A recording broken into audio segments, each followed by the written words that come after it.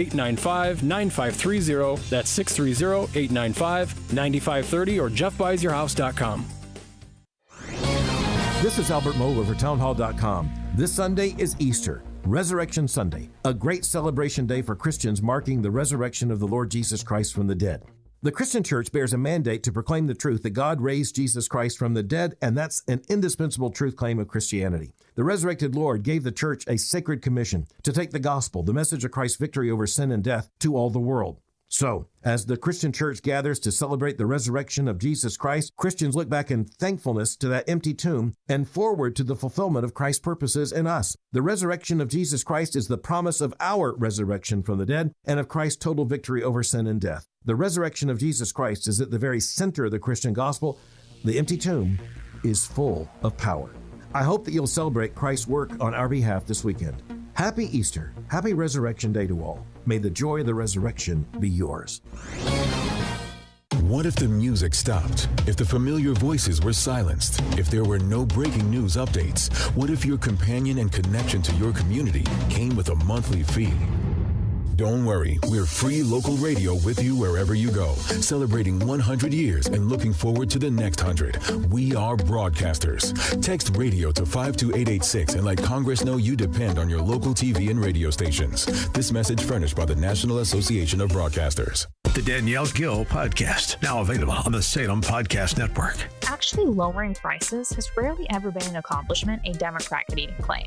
The Democrat modus operandi is to use each crisis as an excuse to pass legislation which increases spending, gives more power to the government, and which will make new crises which they can't then use as an excuse to pass more horrible legislation. Subscribe for free today on Spotify, Apple, YouTube, or at SalemPodcastNetwork.com. Did you know most remodeling mishaps start before construction even begins? Here's something else you should know. At Forever Remodeling, we do things differently. Every kitchen, bathroom, and basement project starts with smart planning, detailed 3D designs, a clear scope of work, and accurate pricing, all sorted out before you get started. No surprises, no stress, just beautiful results, done right the first time. Visit foreverremodeling.com. That's the number 4, EVER, remodeling.com, and schedule your free in-home consultation today. You need to be tuning into the Retirement Success Blueprint with Michael Stewart, the radio companion to the Amazon best-selling book, Success Blueprint, How to Build the Retirement You Deserve. Each week, Michael shares strategies designed to help reduce market risk through income-generating investments that can provide steady returns. Because if you can avoid a big loss, you don't need to take big risks. Catch the Retirement Success Blueprint with Michael Stewart, Saturday mornings at 10, right here on AM 560 The Answer. Now, your official weather forecast. Today, expect a mix of clouds and sun with a chance of a shower in some areas later in the afternoon. The high will reach 58 degrees. Tonight, it will be cloudy with a few showers and a thunderstorm in the evening, then periods of rain and another thunderstorm later on. Temperatures will drop to a low of 42 degrees, but will rise to the mid-50s. I'm meteorologist Jason Caterina on AM 560, The Answer. Get the latest weather, traffic, and news updates online at 560theanswer.com. Portions of the following show may be pre-recorded. Now, from the Signature Bank Studios, this is Chicago's Morning Answer with Dan Proft on AM 560, The Answer.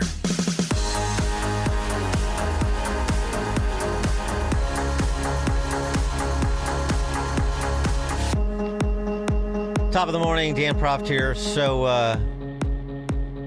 ICE operations do continue in Chicago. It doesn't have the fanfare of Midway Blitz anymore, but they are continuing quietly.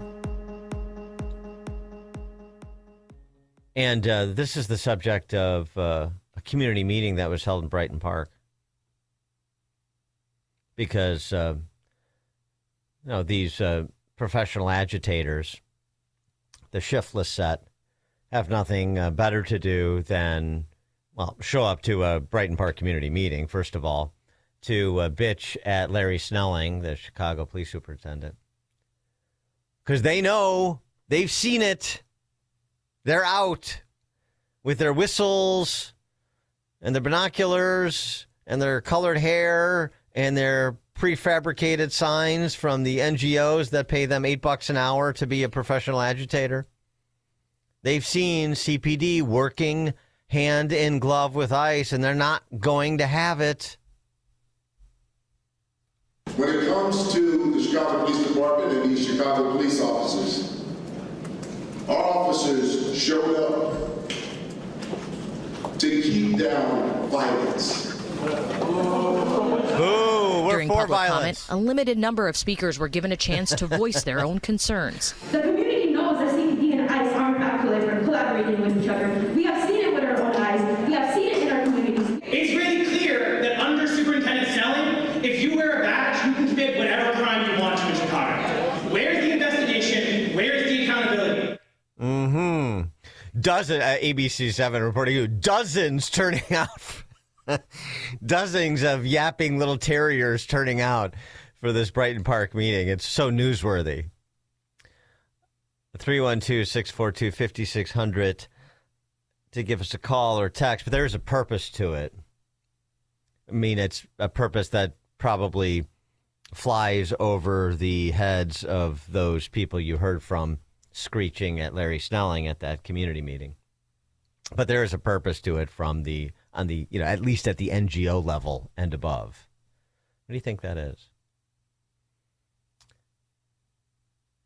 We've seen it under Larry Snelling. If you wear a mask and have a badge, you can commit whatever crime you want. Where's the accountability?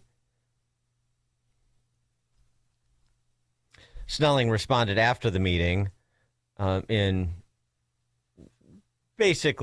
a polite way, saying, well, why do I even bother? If we're going to have a conversation around things like this, it has to be with people walking in with an open mind. If you don't have an open mind, then we know your mind is made up, and we're never going to have respectful discourse. Well, I don't know how to break this to you, Chief Snelling, but you're going to have to find another city if you're looking for people with open minds. Forget, another neighborhood.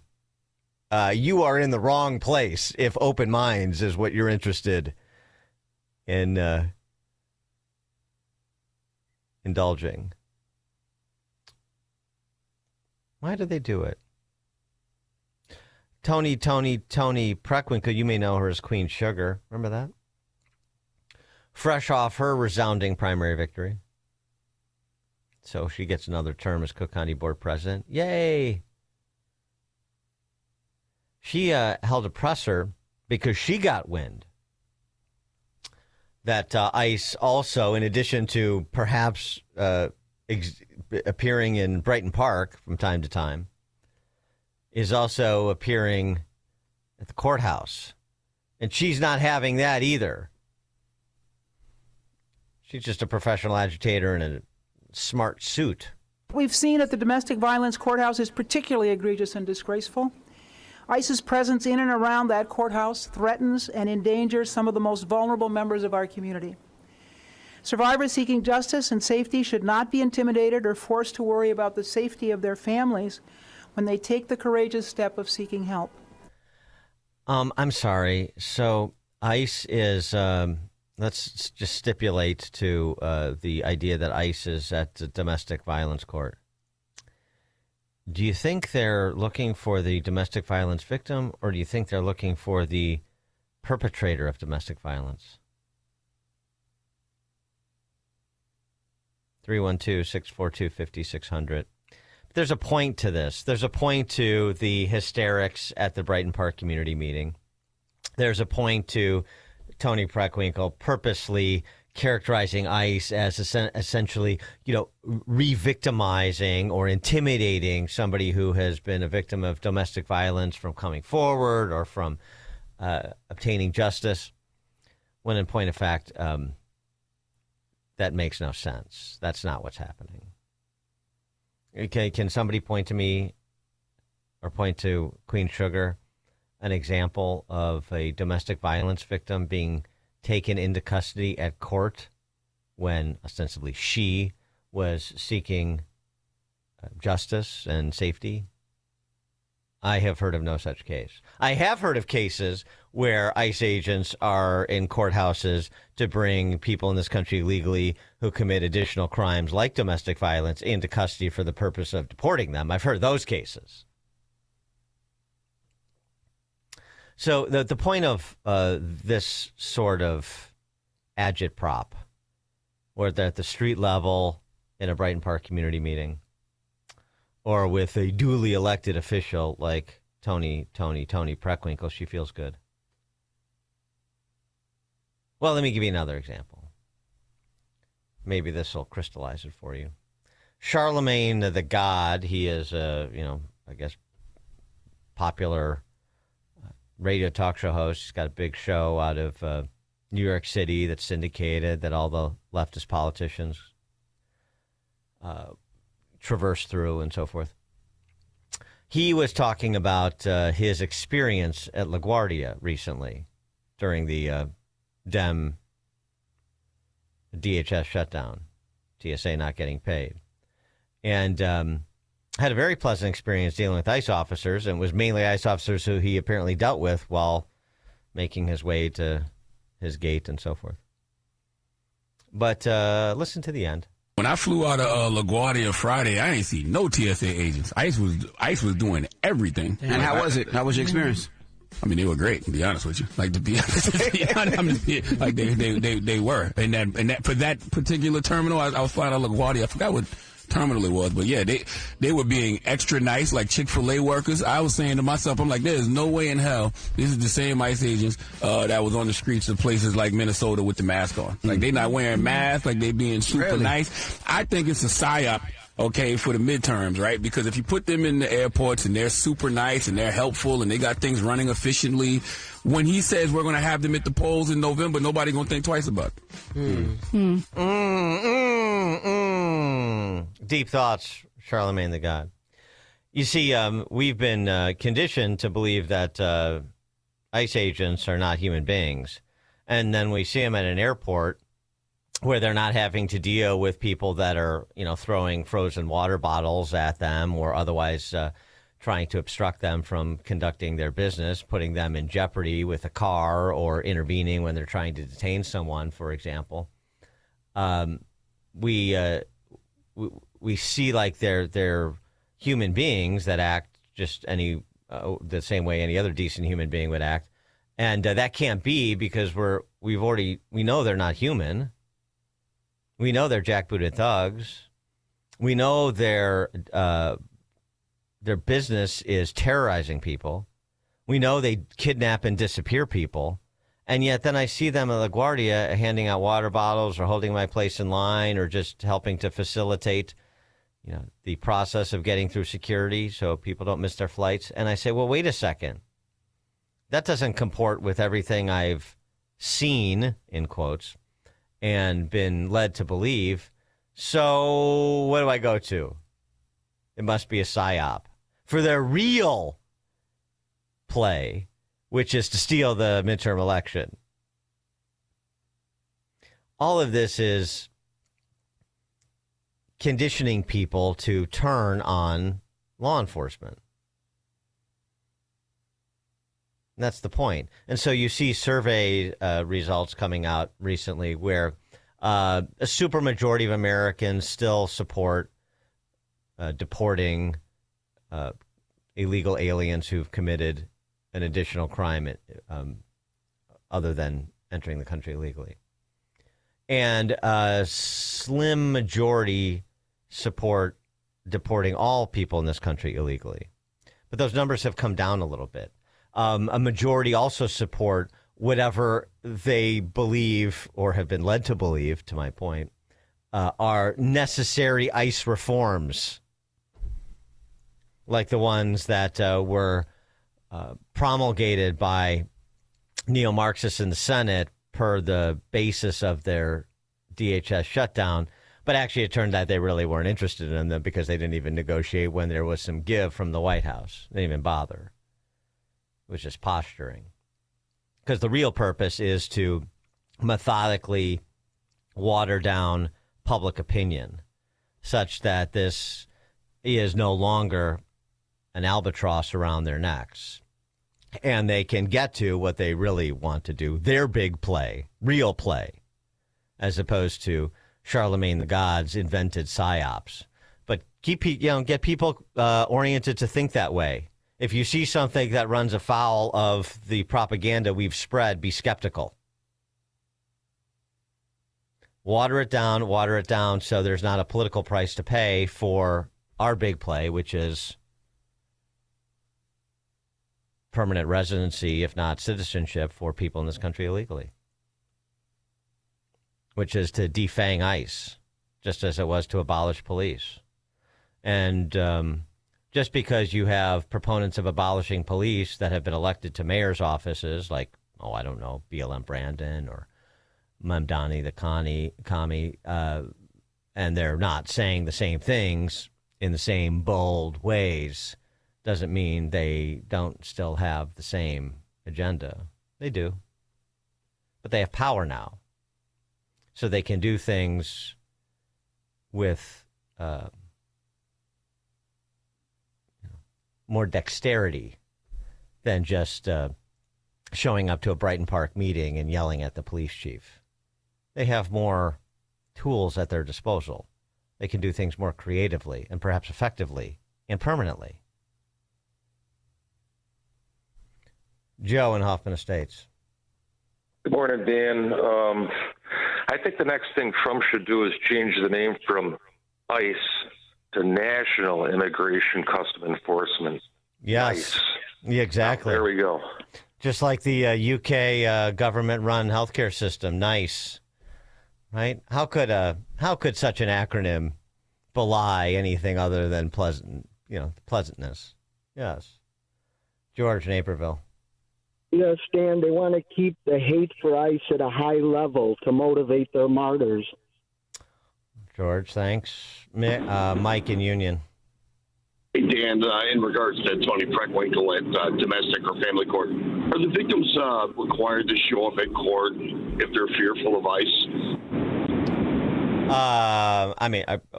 I don't think fear. Thanks for the call, Mike. I don't think a fear of ICE is the basis to not appear in court if your presence is required.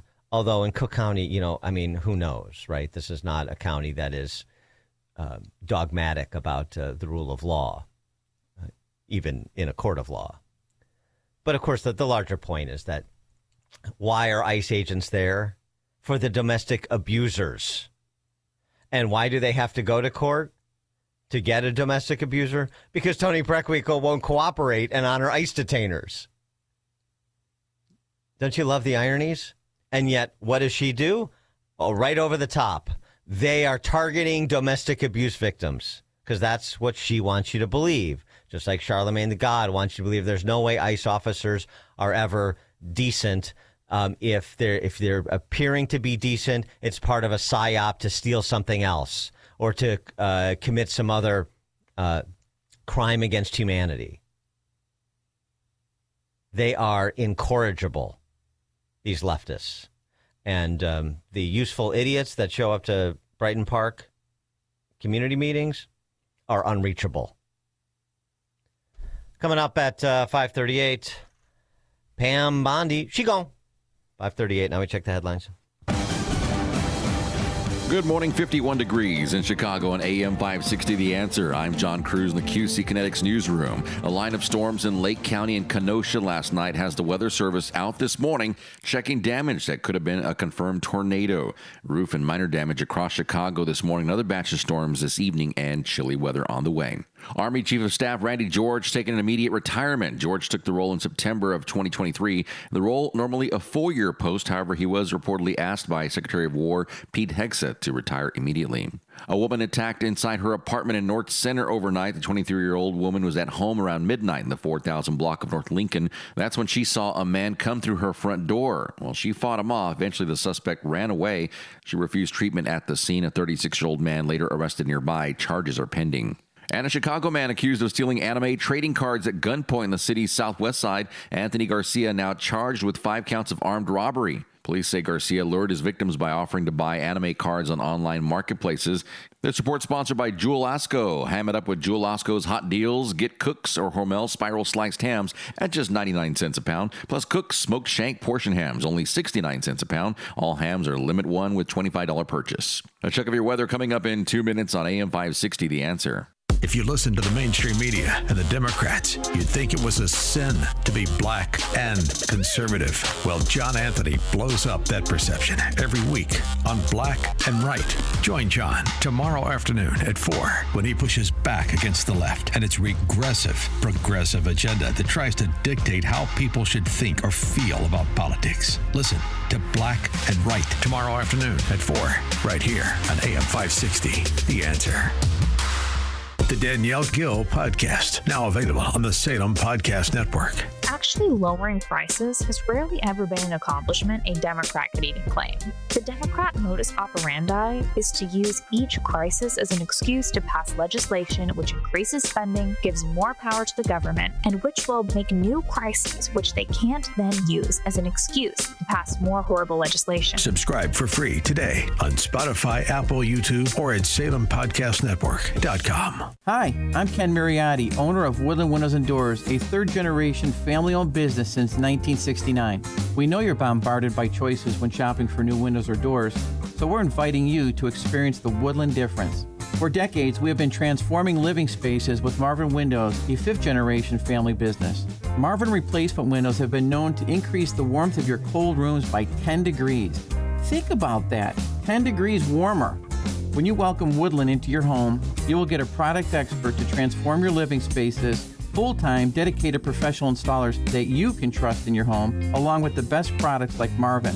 These are the reasons we're proud of our 5-star reviews and family legacy. No gimmicks, no pressure, and upfront pricing are why Woodland Windows and Doors is your trusted window and door expert in Chicagoland. Visit woodlandwindows.com to book your free in-home expert consultation. That's woodlandwindows.com, or stop by our showroom at the corner of Lake and Geary in Roselle. Temperatures are cooling, but not concerns about inflation, market volatility, and taxes. Revisit your financial plan this winter. BestGen Wealth Partners work with individuals to develop personalized plans that help navigate changing conditions with confidence. Visit GetRetiredStayRetired.com to learn more. Advisory services offered through BestGen Advisors, LLC, an SEC registered investment advisor. Securities offered through Private Client Services, LLC, member FINRA and SIPC. Private Client Services and BestGen Advisors, LLC are unaffiliated entities. Any information discussed does not constitute investment advice. BestGen Advisors and Private Client Services do not offer tax legal advice. File with TurboTax on Intuit Credit Karma. They help you get your biggest refund, and then they help you do more with it. Start filing today in the Credit Karma app. Now, your official weather forecast. Today, expect a mix of clouds and sunshine with a chance of a shower in some areas later this afternoon. The high will reach 58 degrees. Tonight, it'll be cloudy with a few showers and a thunderstorm in the evening, then periods of rain and another thunderstorm later on. The low will be 42 degrees, but the temperature will rise into the mid-50s. I'm meteorologist Jason Caterina on AM 560, The Answer.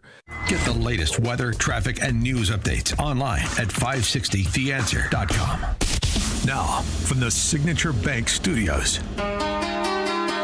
Only the biggest stories, only the biggest guests, and only the biggest opinions. This is AM 560, The Answer.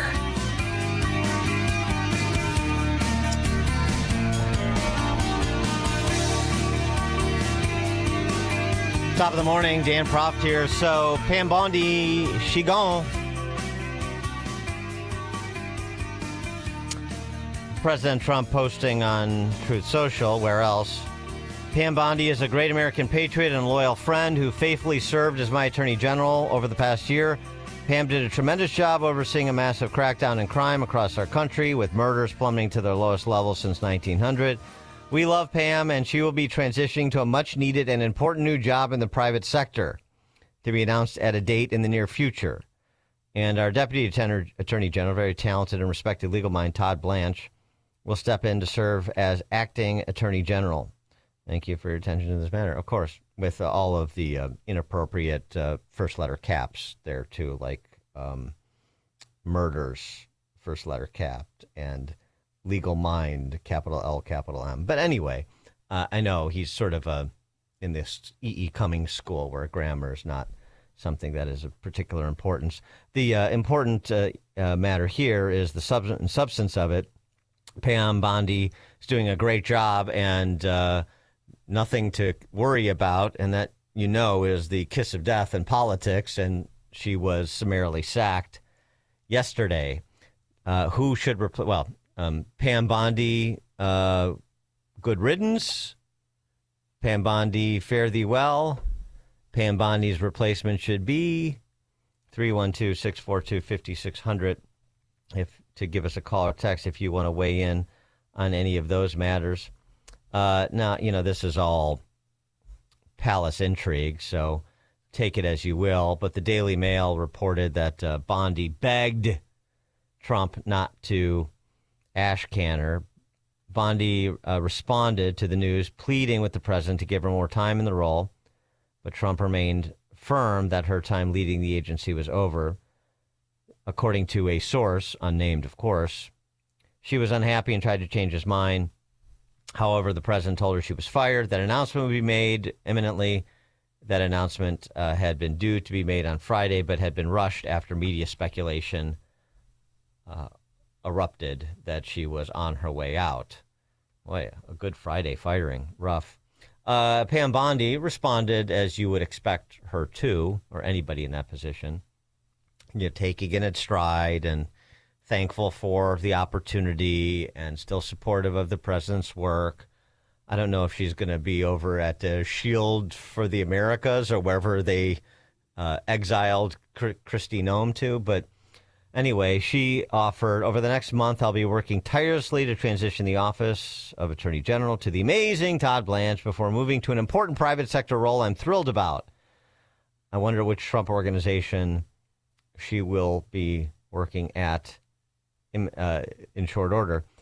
And she also says, and where I will continue fighting for President Trump and this administration, leading the President Trump's historic and highly successful efforts to make America safer and more secure has been the honor of a lifetime, blah, blah, blah, blah, blah. Most consequential first year in the Department of Justice since 2025, the lowest murder rate, secured first ever terrorism convictions against members of Antifa, shattered domestic and transnational gangs across the country, and so on and so forth.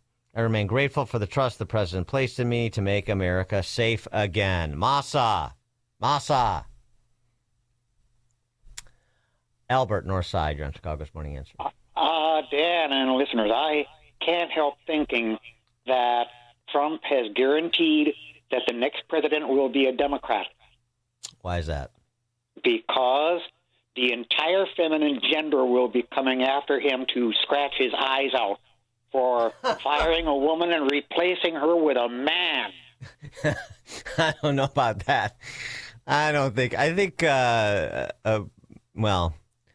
more than half the country has moved on from that. We've the glass ceiling business and keeping score of a man replacing a woman or a woman replacing a man in cabinet positions. I mean, right? It's the old.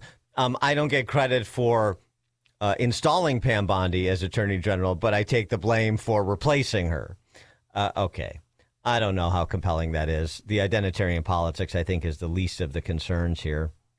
The immediate concern is who replaces her. I mean, Todd Blanche is like a serious guy. He was a prosecutor in the Southern District of New York. He was a partner at a big law firm. And there was also some reports there were maybe some friction there and some sort of blame shifting.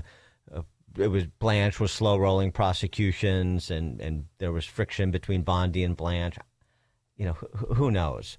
So who replaces her is the first order of business. There's talk of Lee Zeldin. Okay. There's talk of Todd Blanche taking the acting off of Todd Blanche's title at present. Okay. Jeanine Pirro, U.S. Attorney for the district? No. I would put forward John Sauer, who is the Solicitor General. You heard some of what he offered in the birthright citizenship case, as we discussed it yesterday, oral arguments before the Supreme Court. He's a pretty talented guy, a sharp legal mind. So we'll see. But, I think if we're being honest with ourselves, from the beginning, there was some head scratching about the choices for the Department of Homeland Security Secretary and for Attorney General. Well, there was a lot of head scratching for Attorney General because he started with Matt Gaetz, and then he went to Pam Bondi. And I know Pam Bondi was Attorney General in the state of Florida, and has credentials in her own right. But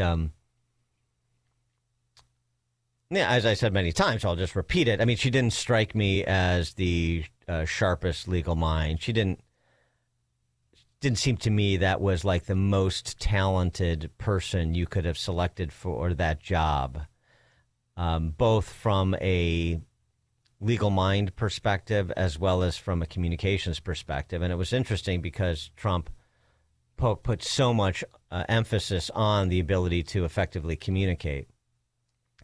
Part of it, though, to be fair, these cabinet secretaries are in a difficult position because Trump demands so much apple polishing that they can, it's a difficult tightrope to walk, to be substantive and to put the most substantive position forward in the most compelling way, but also with concerns about whether or not you're being sufficiently obsequious to the president in doing so. So it's a difficult dynamic. But look, I think there's a couple of things that spelled her end. One is the prosecutions that Trump wanted to see happen.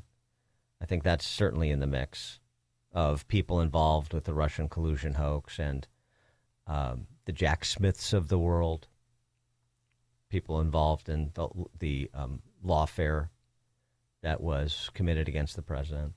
And then it was their handling of the Epstein matter. The Epstein matter was a complete disaster.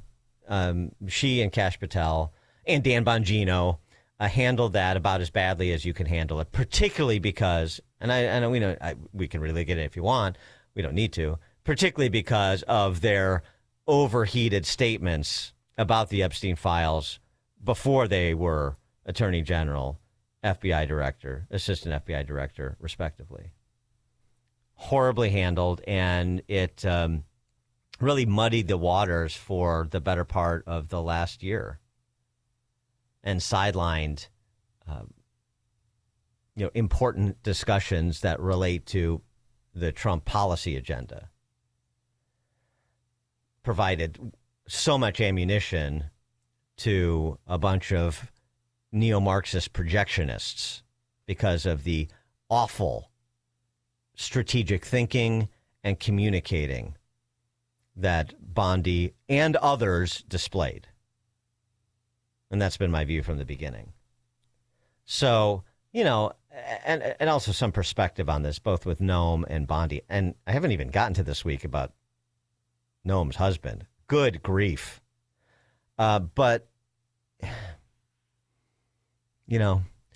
some perspective on this.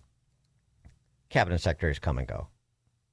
This is not unusual. It's not unprecedented. It doesn't indicate chaos. It happens. Bob and Wilmette. Hey, good morning, Dan. You just brought up Noam's husband. Did you know that breaking news came out on the National Day of Trans Visibility? Perfect timing. Absolutely. I mean, that's not insensitive. I think that's very forward. No, I agree. I mean, it was an opportunity to celebrate this undisclosed news about Mr. Noam or whatever his name is. And they love when you celebrate stuff like that. But thinking about the replacement for Pam Bondi, and I like your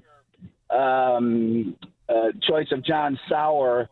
He's quite the intellect. I really like how he handles himself. But he sounds very much like Robert Kennedy Jr. And can we really have two higher up people in the administration that sound like Catherine Hepburn had just smoked a carton of Luckies? I don't think so. All right. I mean, you can get away with that with Sauer, but Kennedy has like a a neurological condition. But yeah, okay, I hear you. I know. I mean, why don't we just pick Kathleen Turner if we want to voice that husky, right? Yeah, I get it. Okay. Yeah, or Brenda Vaccaro. All right. Thanks, That's it. Dan. That's your pick. Okay. All right. Thanks for the call, Bob. All right. Salient comments. We're off to a good start there on the next AG. Bill on the Northwest side. It's a disturbing pattern, isn't it, Dan? Over the last two administrations, he consistently seems to get that appointment wrong. I mean, you go down the list, and where's the good one? Yeah, I mean, thanks for the call. I think Bill Barr made some mistakes, but I think Trump made some mistakes too. I mean, I think Bill Barr is. I would give him a C for being Attorney General for the second time around. I mean, I think he's a very smart guy, and an uber talented lawyer. But I think there were definitely some blind spots he had. I think, and I've said this before too, as we've discussed this, that I think a little bit too much of an institutional man, and I think there was some institutional blindness as a result. The chippiness over the 2020 election results that fractured the relationship between Barr and Trump. Look, Trump's legal team was a clown show in 2020. So that also points to maybe the legal talent around him. Michael Cohen, his fixer. I mean, there are lots of examples of this. Yeah. So, I know Trump is the model of perfection in the minds of some in MAGA. But, this is the problem you run into when you default sometimes to people that are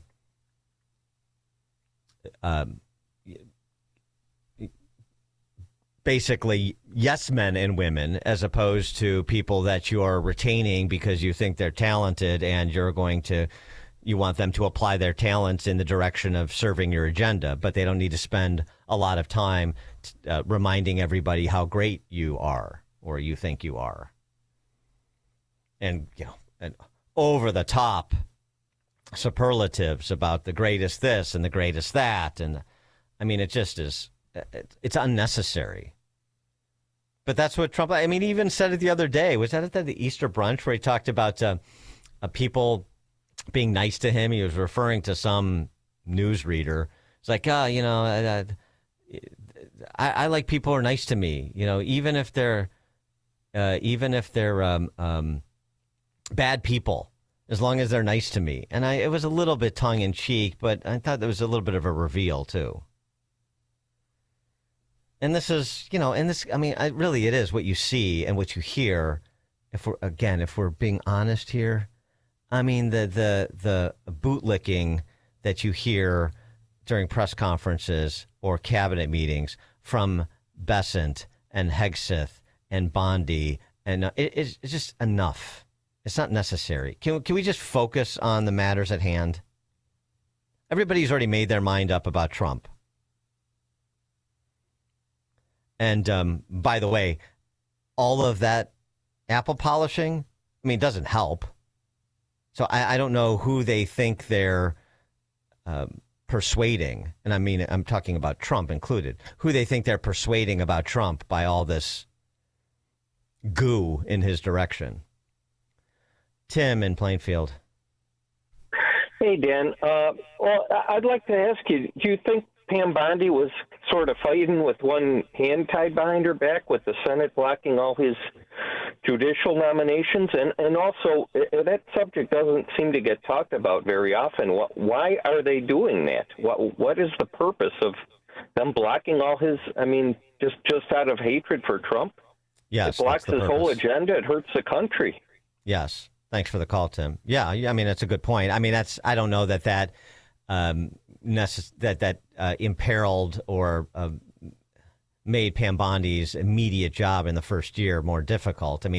That's not where her failures occurred, or that's not the source of her failures. But why are they blocking? Because that's what they do. Whatever he says, they reflexively oppose. Whatever he does, they reflexively oppose. Whoever he wants in, they reflexively oppose. Greg LaGrange. Hey, good morning, Dan. Morning. When you talk about miscommunication and dysfunction in the White House, I think that's built into the cake with a Trump administration.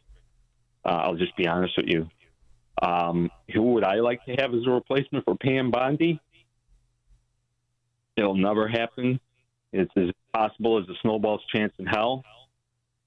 Richard Epstein. I know, he amazes me when I listen to your podcast yesterday. He blows my mind like his mind was blown.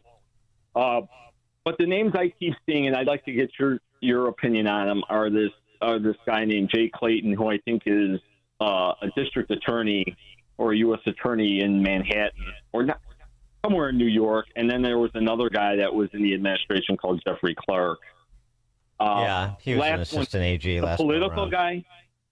Yeah, the political guy I keep hearing is Mike Lee. And I know he has some legal chops, but Dan, my whole problem is there's so much lawfare going on. I think you can only break apart this big mess if you just allocate 3 topics that you want to go after and go after them hard. But in your opinion, the AG, in my opinion, the AG is the most important position that you could ever appoint. And I don't think the president has done a real good job at appointing at that position. And I agree with you about the whole leadership at the FBI and all that kind of stuff. If you come from talk radio and you make a lot of bold statements coming out, that's the wrong approach because you're going to be held to those standards, and there's no way you can be held to those standards in the real world. I just think it's impossible. I just want law. I want law and order enforced. I don't care who goes to jail, whether it's the Undermine America Party or whether it's the party that we vote for. I just want legal precedents to be aside. I want my country back. I want my values back. I want my republic back. Thank you, and have a great Easter. Thanks, Greg. You too. Tom DuPage. Yeah, that was actually your last caller hit it on the head. Well, I think he needs a bulldog to replace Bondi. I look at this as in the real world. If you're not doing the job, you're gone. You're fired. And opposed to the government world, schools, especially schools, hey, they get rewarded for failure. So yeah, right. Yeah, thanks for the call, Tom. I mean, look, the handling of the Epstein files alone was a terminable offense as far as I'm concerned. So there you go. Take it for what it's worth. Speaking of which, and speaking of what Greg and LaGrange had to say, at 6:06, we'll talk about one of those areas where the Department of Justice and the new Attorney General should focus their efforts. You can't do everything, but you could do some big things very well if you focus attention and resources, and you're on the clock. And so is the vice president. So it works out nicely. All the principals' interests are aligned. Talking, of course, about the prosecution of benefits fraud. And there were some arrests in California yesterday. We'll start there at 6:06. It's now 6 o'clock on AM 560 WIND Chicago. Rich is next, then power plants. I'm Chris Foster, Fox News. President Trump says we haven't even started destroying what's left in Iran after strikes on a major highway bridge. That obviously, the U.S. says, could be used for military supply routes, but it is a civilian infrastructure target, and that marks a significant step up in this war. President Trump warning more is to come, saying on Truth Social, quote, "The biggest bridge in Iran comes tumbling down, never to be used again, much more to follow. It is time for Iran to make a deal before it is too late, and there is nothing left of what still could become a great country." Fox's Jonathan Hunt. Iran state media reports at least 8 civilians were killed in the bridge strike. Iran's military today targeted a desalination plant and oil refinery in Kuwait. Army Chief of Staff Randy George and 2 other generals are removed from their positions by War Secretary Pete Hegseth, continuing a purge of military leadership since President Trump's return to office last year. Pam Bondi, fired as Attorney General by President Trump, is still under congressional subpoena to testify about the Justice Department's handling of the Jeffrey Epstein files. The president has not said why it was time for Bondi to go, but new acting Attorney General Todd Blanche tells Fox it's not about that. Never heard President Trump say that the Attorney General that anything that happened to her had anything to do with the Epstein files. And he says the issue shouldn't be part of anything moving forward. The Epstein files has been a saga that's lasted for the past year. And what happened when the president signed the Transparency Act is the Department of Justice has now released all the files with respect to the Epstein saga. And some members of Congress dispute that. President Trump has signed an executive order that could slap pharmaceutical tariffs up to 100%, which he's long threatened, on some patented drugs from companies that do not reach deals with the administration on pricing and more production in the U.S. America's listening to Fox News.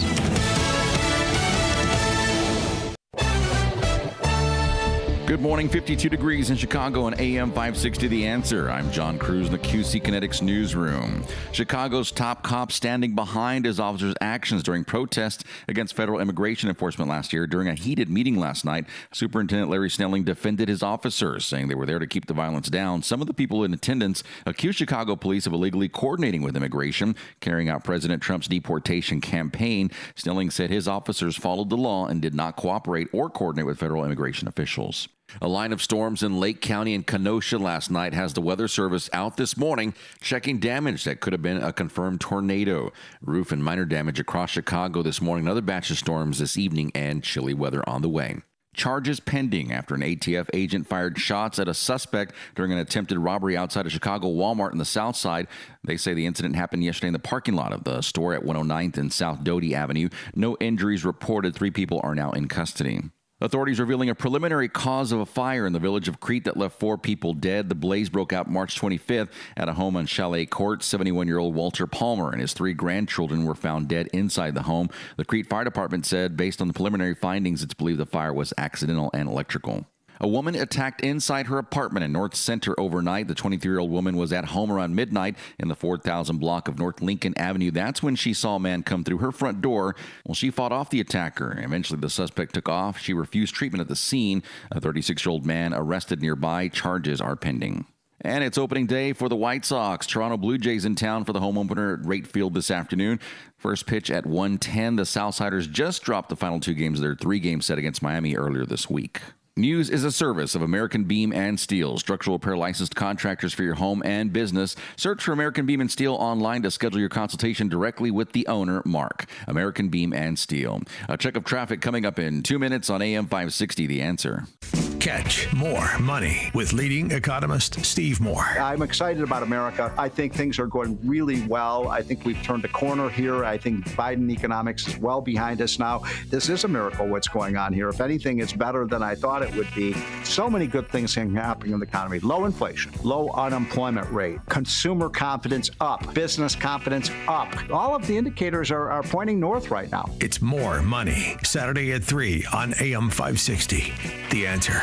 You need a construction company, but who? Call Crosscom. A construction company you can trust that shares your Christian and conservative values. For decades, Crosscom has been doing work in Chicagoland, Northwest Indiana, and Wisconsin. Roofs, siding, windows, doors, gutters, basically everything for your home or business, even solar. Quality work and professional services that make you feel great about your decision to work with Crosscom. Call Crosscom. 630-871-5500. Give them a chance to earn your business. If your repairs are due to storm, fire, or flood damage, you need to call Crosscom. They're licensed public adjusters. They work for you, not the insurance company. Crosscom will work to get you the money you deserve, the maximum payout. They know the insurance companies and how to deal with them. They win for you. Call Crosscom. Crosscom Construction and Public Adjusters. This is Dan Lights with Crosscom. You can trust us with your home or business for high quality work and fair prices. It's the only way we do business. 630-871-5500. CrosscomPublicAdjusters.com. You've probably heard all those ads for life insurance. Just a few dollars a day, apply online in minutes, no medical exam. Simple, easy, and cheap, right? Now you're thinking, maybe I should get a quote. Well, smart thinking. Everyone should have life insurance. But here's what they don't tell you. Those few dollars a day rates, they're for young people in perfect health. That's why everyone calls Big Lou the 50 to 60-year-old not-so-perfect candidate. Like you. You take prescription meds and you're overweight. Winner, fried chicken dinner. Well, Big Lou works with life insurance companies that want people like you with no surprises after you apply. In fact, if you're a 50-year-old guy with a few health glitches, Lou could probably find you $1 million of term life coverage for about $200 a month. So yeah, you need life insurance. But unless you're young and healthy, you gotta call Big Lou, because he's like you, older, heavier, and on meds too. Get a quote right now at 800-555-2085, 800-555-2085, or biglou.com. Gain insight into building strong marriages and raising godly children with Focus on the Family with Jim Daly each weekday at 11:30 a.m. on our sister station, AM 1160. Hope for your life.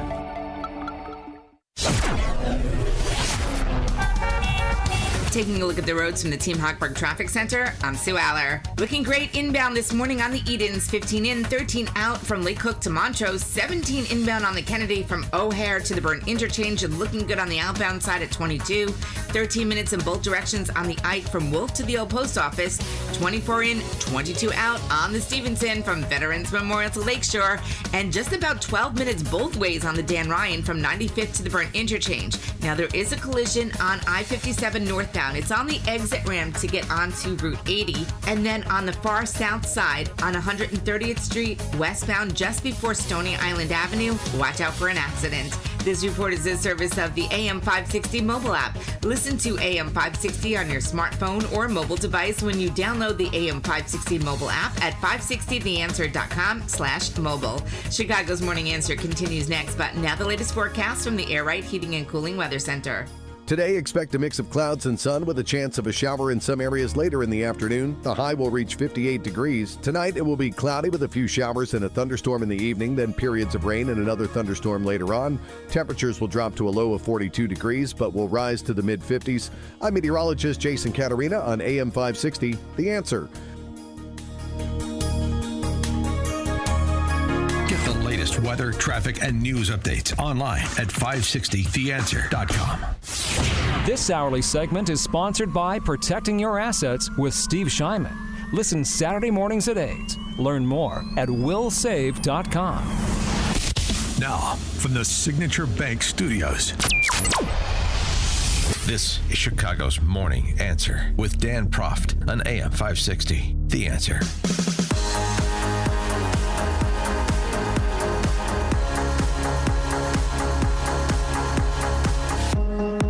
Top of the morning, Dan Proft here. The president and his team, including the vice president, who he appointed to head up a task force, have made some big statements about benefits fraud in this country.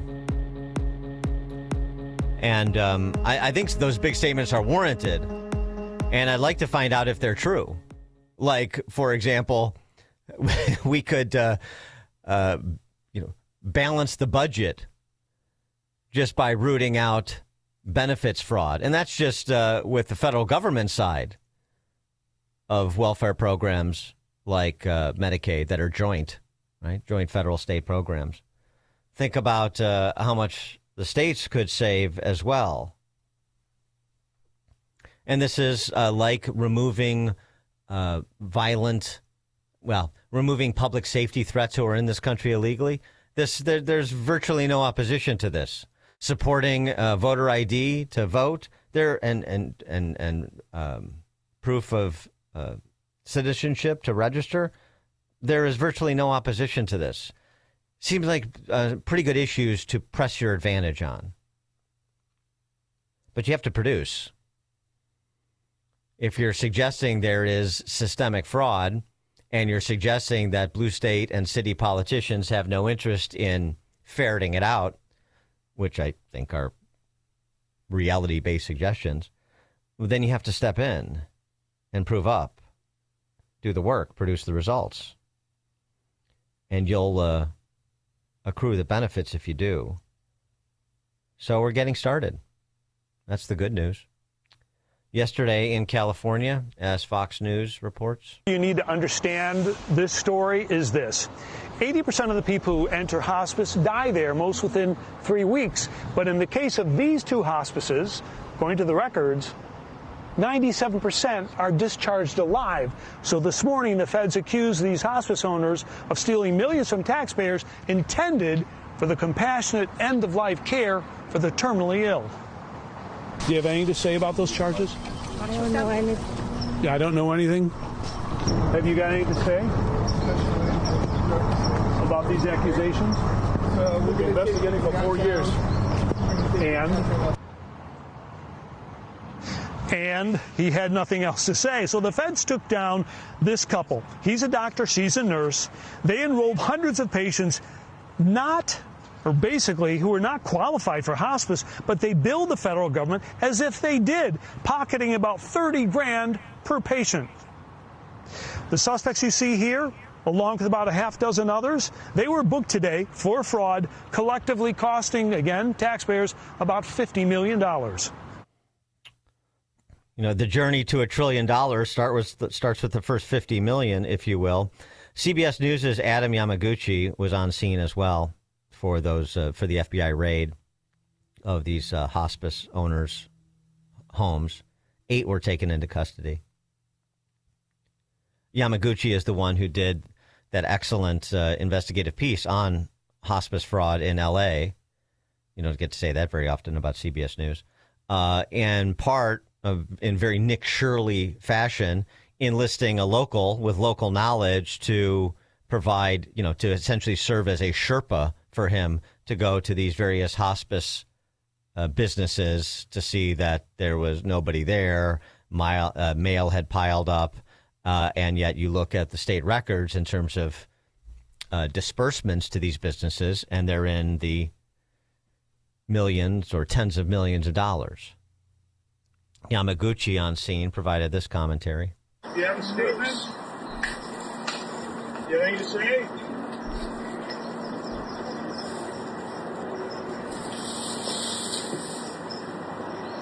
All right, so I'm on the scene of a FBI-led raid of a home owned by a husband and wife, psychologist and a nurse who the FBI says ran a fraudulent hospice for years, racking up over $7 million in fraudulent payments. I don't know if you can get a sense, but we are in a very, very nice part of town.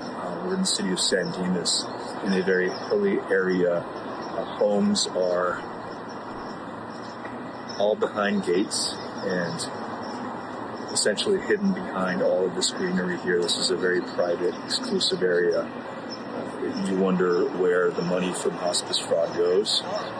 Some of it goes to funding a certain lifestyle. Yeah, no question. We saw that from Nick Shirley's piece last week. This sort of what looked like a hotel complex where all these hospice businesses were supposedly located, and there wasn't a car in the parking lot that wasn't worth at least $100,000. Now, hospice fraud is good business.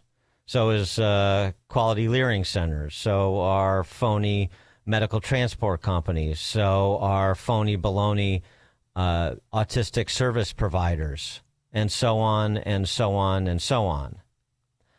Dr. Oz was on site for this, too. Now, this was a big splash because, of course, the public relations of this, the communication to the public about this is important. But this better not just be about big splashes, because that will fall flat. This needs to be about big results. So fine that everybody was there and everybody gets their time to, beat the lectern with their shoe. But this needs to be the beginning of something that is big. And I'm not just talking about hospital providers in L.A., although that's not a bad place to start, clearly. I'm talking nationally. And if you want to prioritize those states that seem to be most tolerant of fraud, that happen to be the Californias and the Illinois and the New Yorks and the Marylands and the Minnesotas, that's fine. But, chop, chop. Dr. Oz. We believe half of them are fraudulent. Half of the 1,800 prospices should not be in business if we are able to identify the red flags. And that's what we're basing these numbers on. These are not random assumptions.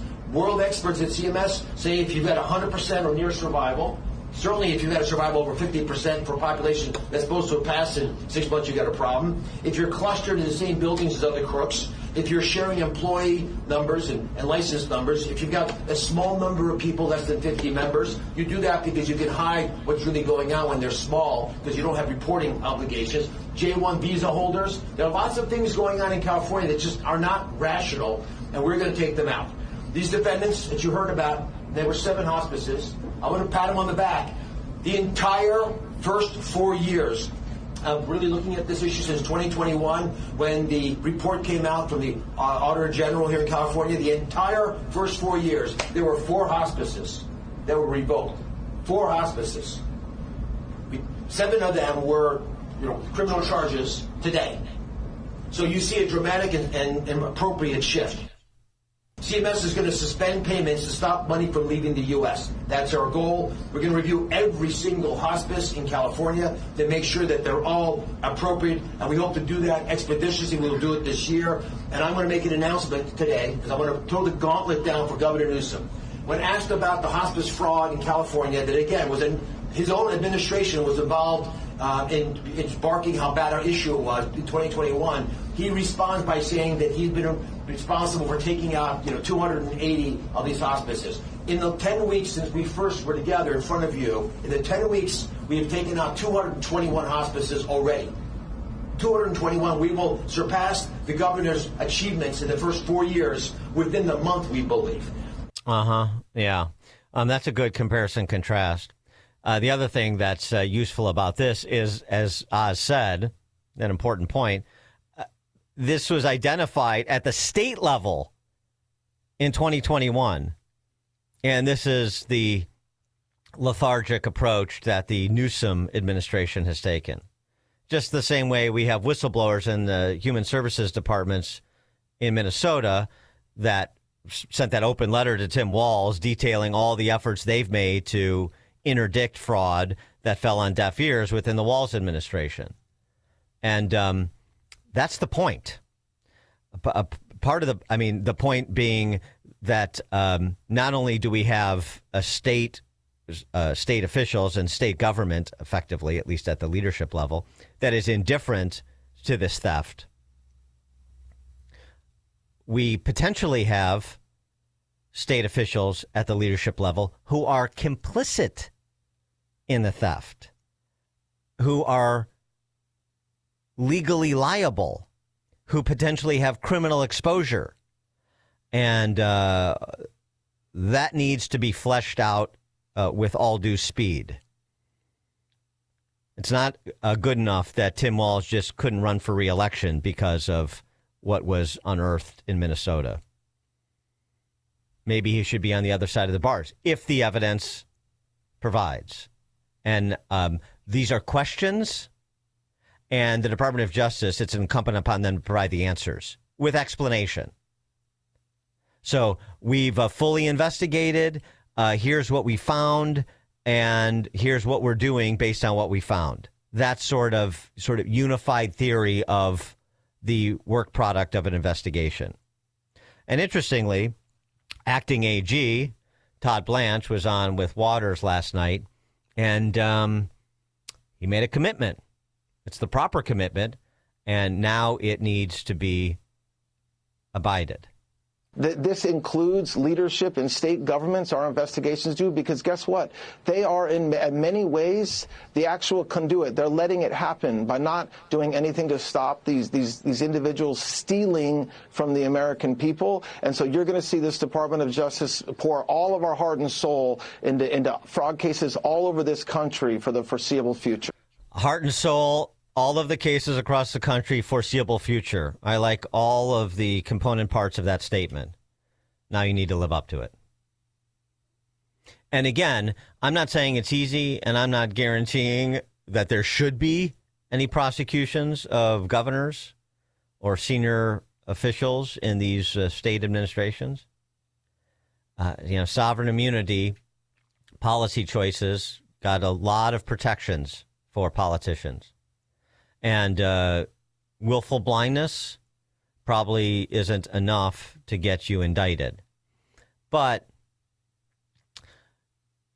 I wouldn't be surprised if you could encourage some anonymous whistleblowers in places like Minnesota to come forward and cooperate with federal authorities and perhaps point in a direction that provides evidence of active participation,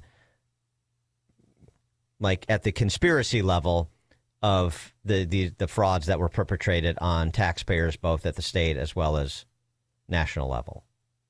This all needs to be fleshed out very much at the beginning.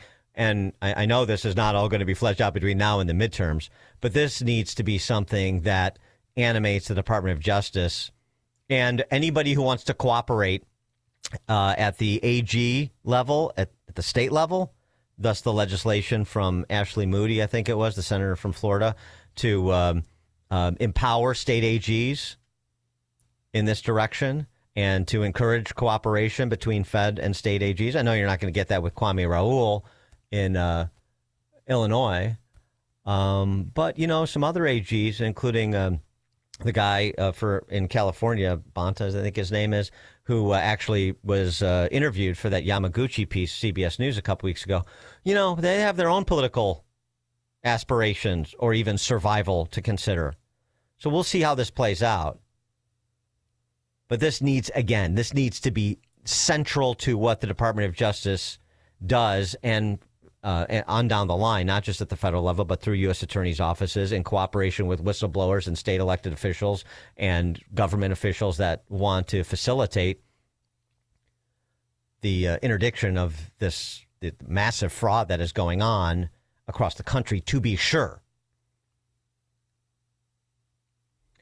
Mike on 294, you're on Chicago's Morning Answer. Hey, good morning. Just got a comment about the hospice fraud.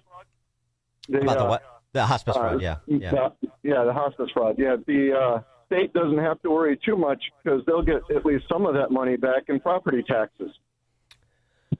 Well, thanks for the call, Mike. I mean, you know, there's opportunity here, too. You know, there was this talk about like a tariff dividend check, you know, at the federal level. Rather than passing the savings on to you in terms of the government cutting checks, you know, mobster style, how, you know, at the state level, once you get your handle on this, think about Illinois. We've talked about this before many times now. Thanks to the work of wirepoints.org, we know that human services spending has risen 8 times the rate of the budget increases in Illinois during Pritzker's tenure. 8x faster than budget increases, which are up about a third in real dollars during his term, if I'm remembering correctly. That's a massive increase in human services spending for a state that is losing population. So it could be a combination of the population we have welcomed from other countries to reside in this country illegally in the sanctuary state of Illinois. That could be part of it. But I'm betting you dollars to donuts that it has a lot to do with fraud. And a leading indicator of that is not just what's happening in other states, is that $5 billion worth of unemployment insurance fraud, that little imbroglio we had a couple years ago in Illinois. So, yeah.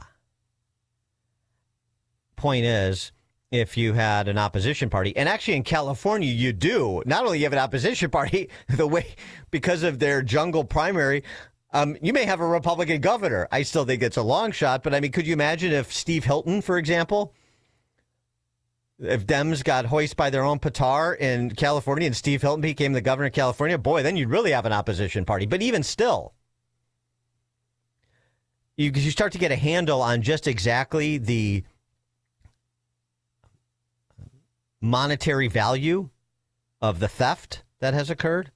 And you say, here's what we're going to do. I mean, as a proposal, say, we stop this fraud. We do a redetermination of Medicaid rolls, for example, and we move people off who shouldn't be on. The savings will be at minimum in a state like Illinois in the hundreds of millions. Could be in the billions. Medicaid, I bet it is in the billions, actually. Medicaid is the single largest expenditure in the state budget. more than schools because we have nearly 1 in 3 Illinoisans on Medicaid. By design, of course. Dependency breeds loyalty. But you could, if you had an opposition party or an opposition party leader, you could say, look, we're going to realize this much in savings, and we're going to reduce the expense of government accordingly. Or we're going to target the savings, if you will, to reduce the state income tax back to the 3% flat that it was prior to Rauner, or eliminate it altogether. We could do it. How about that? Eliminate the state income tax and, live like Tennessee and Texas and Florida, big states that have school districts and police departments and all the wonderful government services that Illinois has, probably better. And yet they don't have income tax, state income taxes. Gee, how do they do it? Well, it obviously can be done. But twin the interdiction of fraud, getting fraudsters off the government teats, and pass the savings on to people who play by the rules. Structurally, permanently, not a one-time check, permanently reduce the burdens that you have to shoulder in California or Illinois, New York. Now you're cooking with fire. Mark in Valpo. Yeah, I just want to say that, people like Nick Shirley, if they find fraud, they should get a percentage of the fraud that's prosecuted. In other words, a percentage of the amount that the government saved by exposing that fraud, whether it's 10%, 5%. That's happening. Scott Bessent announced, I think it was earlier this week, up to 30% of what is recovered. Yes. Bessent through Treasury. Thanks for the call, Mark. Yeah. Bessent just announced that this week to incentivize whistleblowers. I'm glad you brought that up. I forgot to mention that. Totally. Exactly. Get everybody's interests aligned. Present the incentives that align everybody's interests who's not a fraudster. That seems like a good idea. Here's Bessent. They come to the Treasury website. We've gotten over 700 leads. Right. Many of them are now active. And so just go treasury.gov, and it's right there prominently on the website, and we can pay up to a 30% reward for the recovered funds.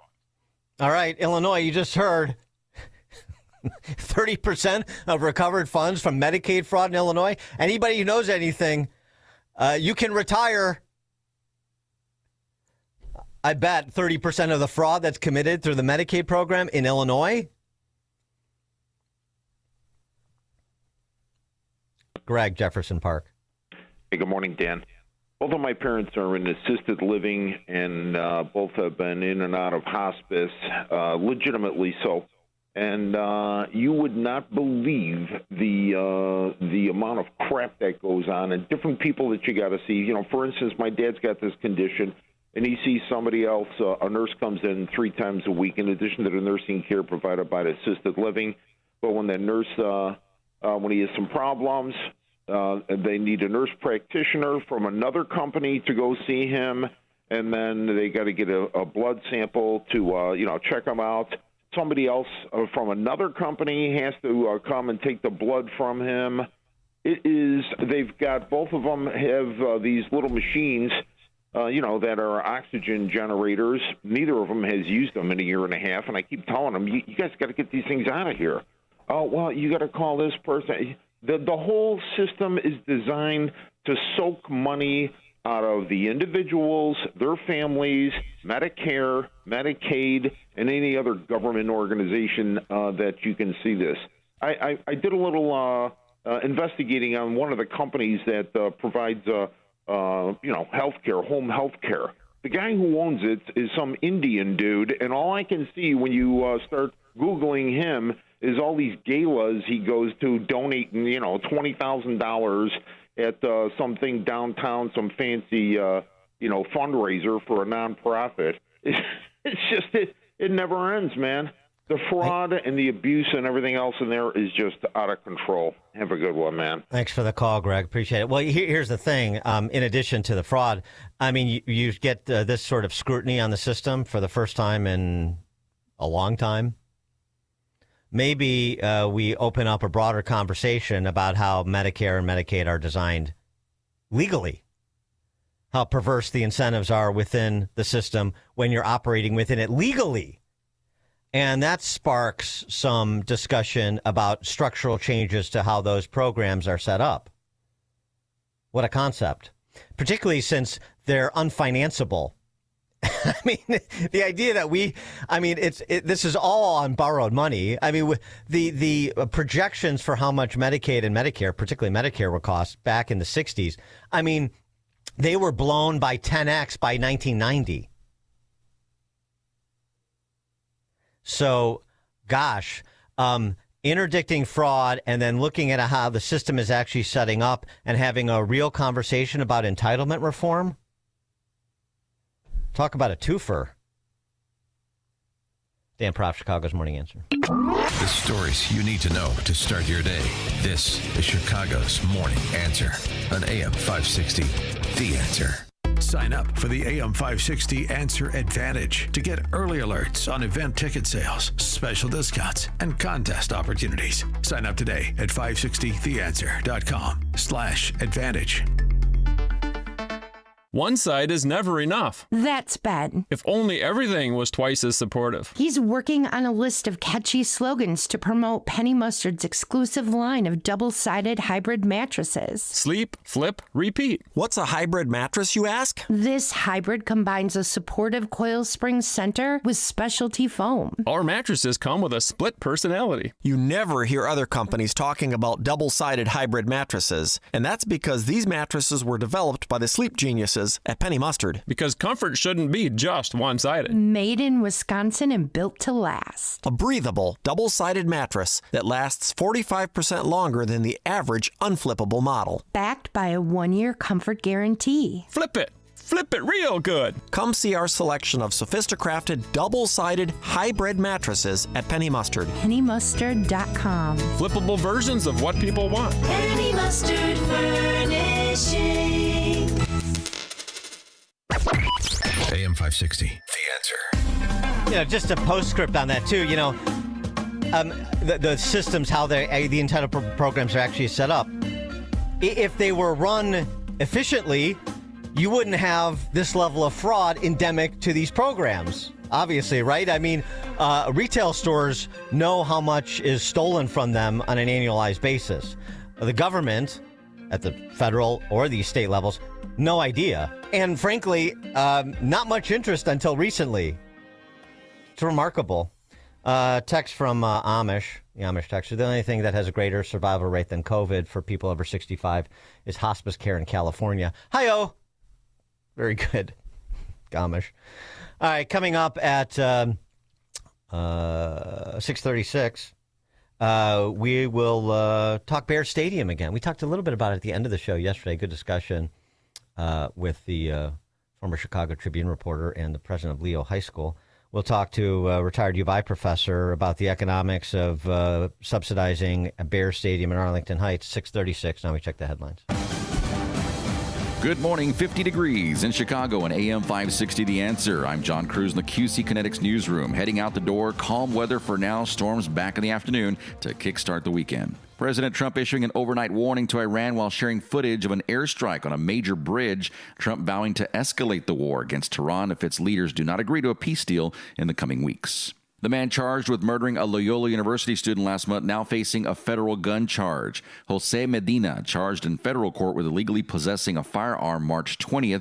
Prosecutors say the gun was found in his home on the north side, one day after he was accused of shooting and killing 18-year-old Sheridan Gorman.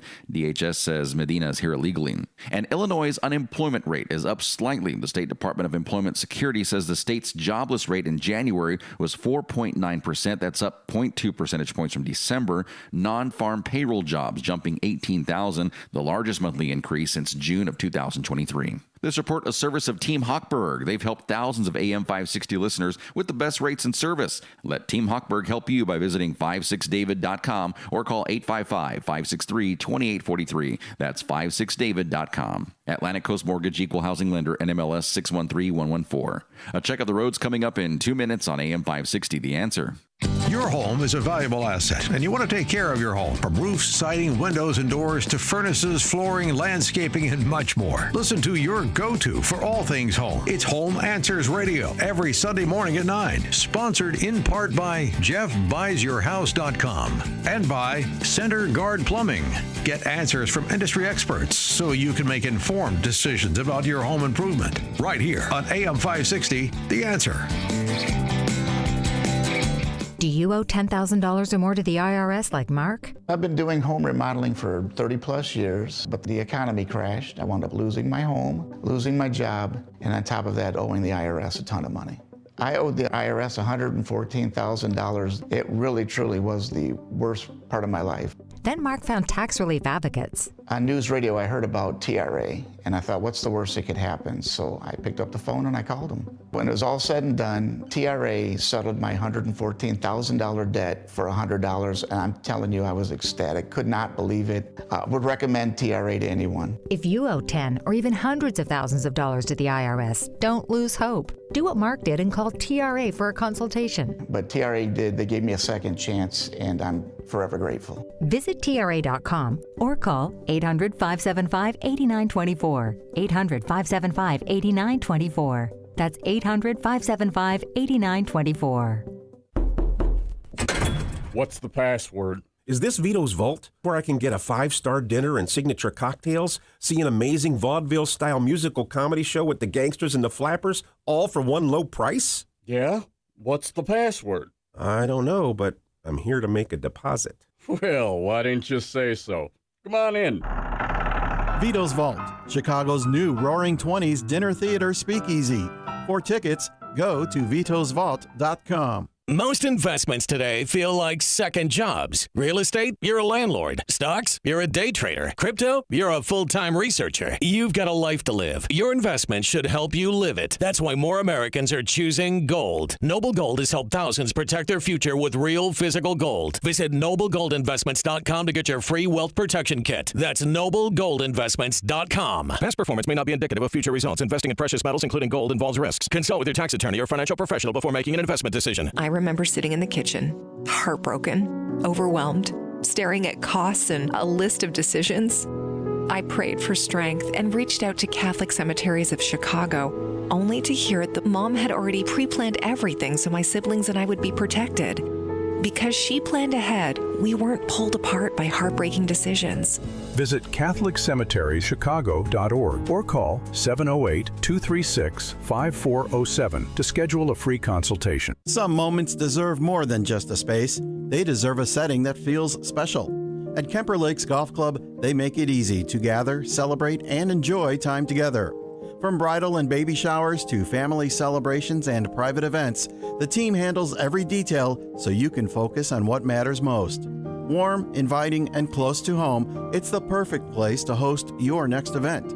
Visit KemperLakesGolf.com to learn more and start planning today.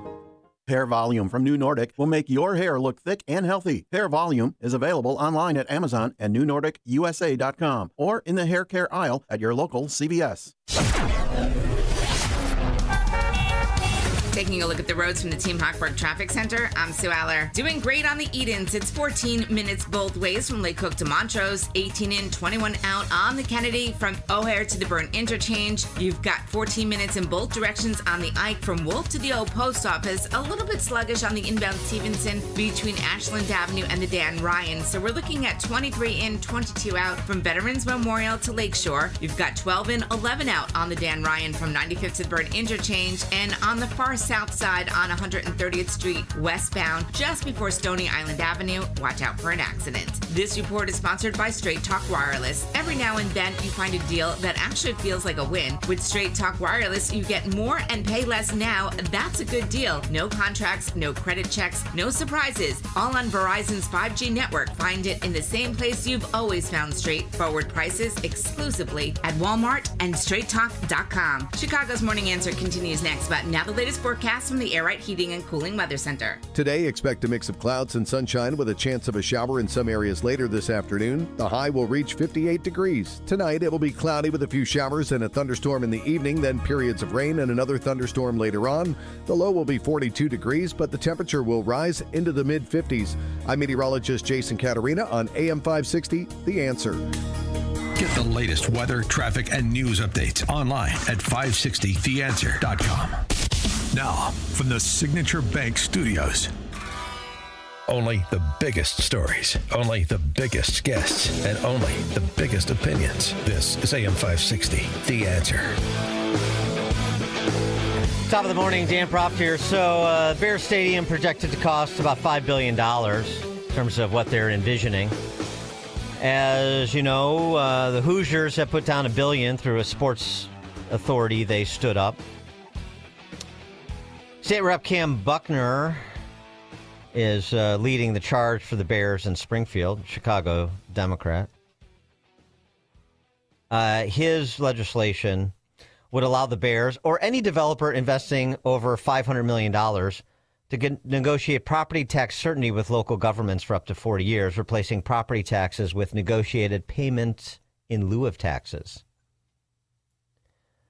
The key provisions of the legislation, and this is accompanied by a separate infrastructure package to cover road, sewer, and utility work needed for the stadium, which, of course, the Bears want the state to pick up. And maybe there is some argument for some residual benefit to taxpayers in the region for infrastructure upgrades that would ease traffic in northwest suburban Cook or reduce flooding and so on and so forth.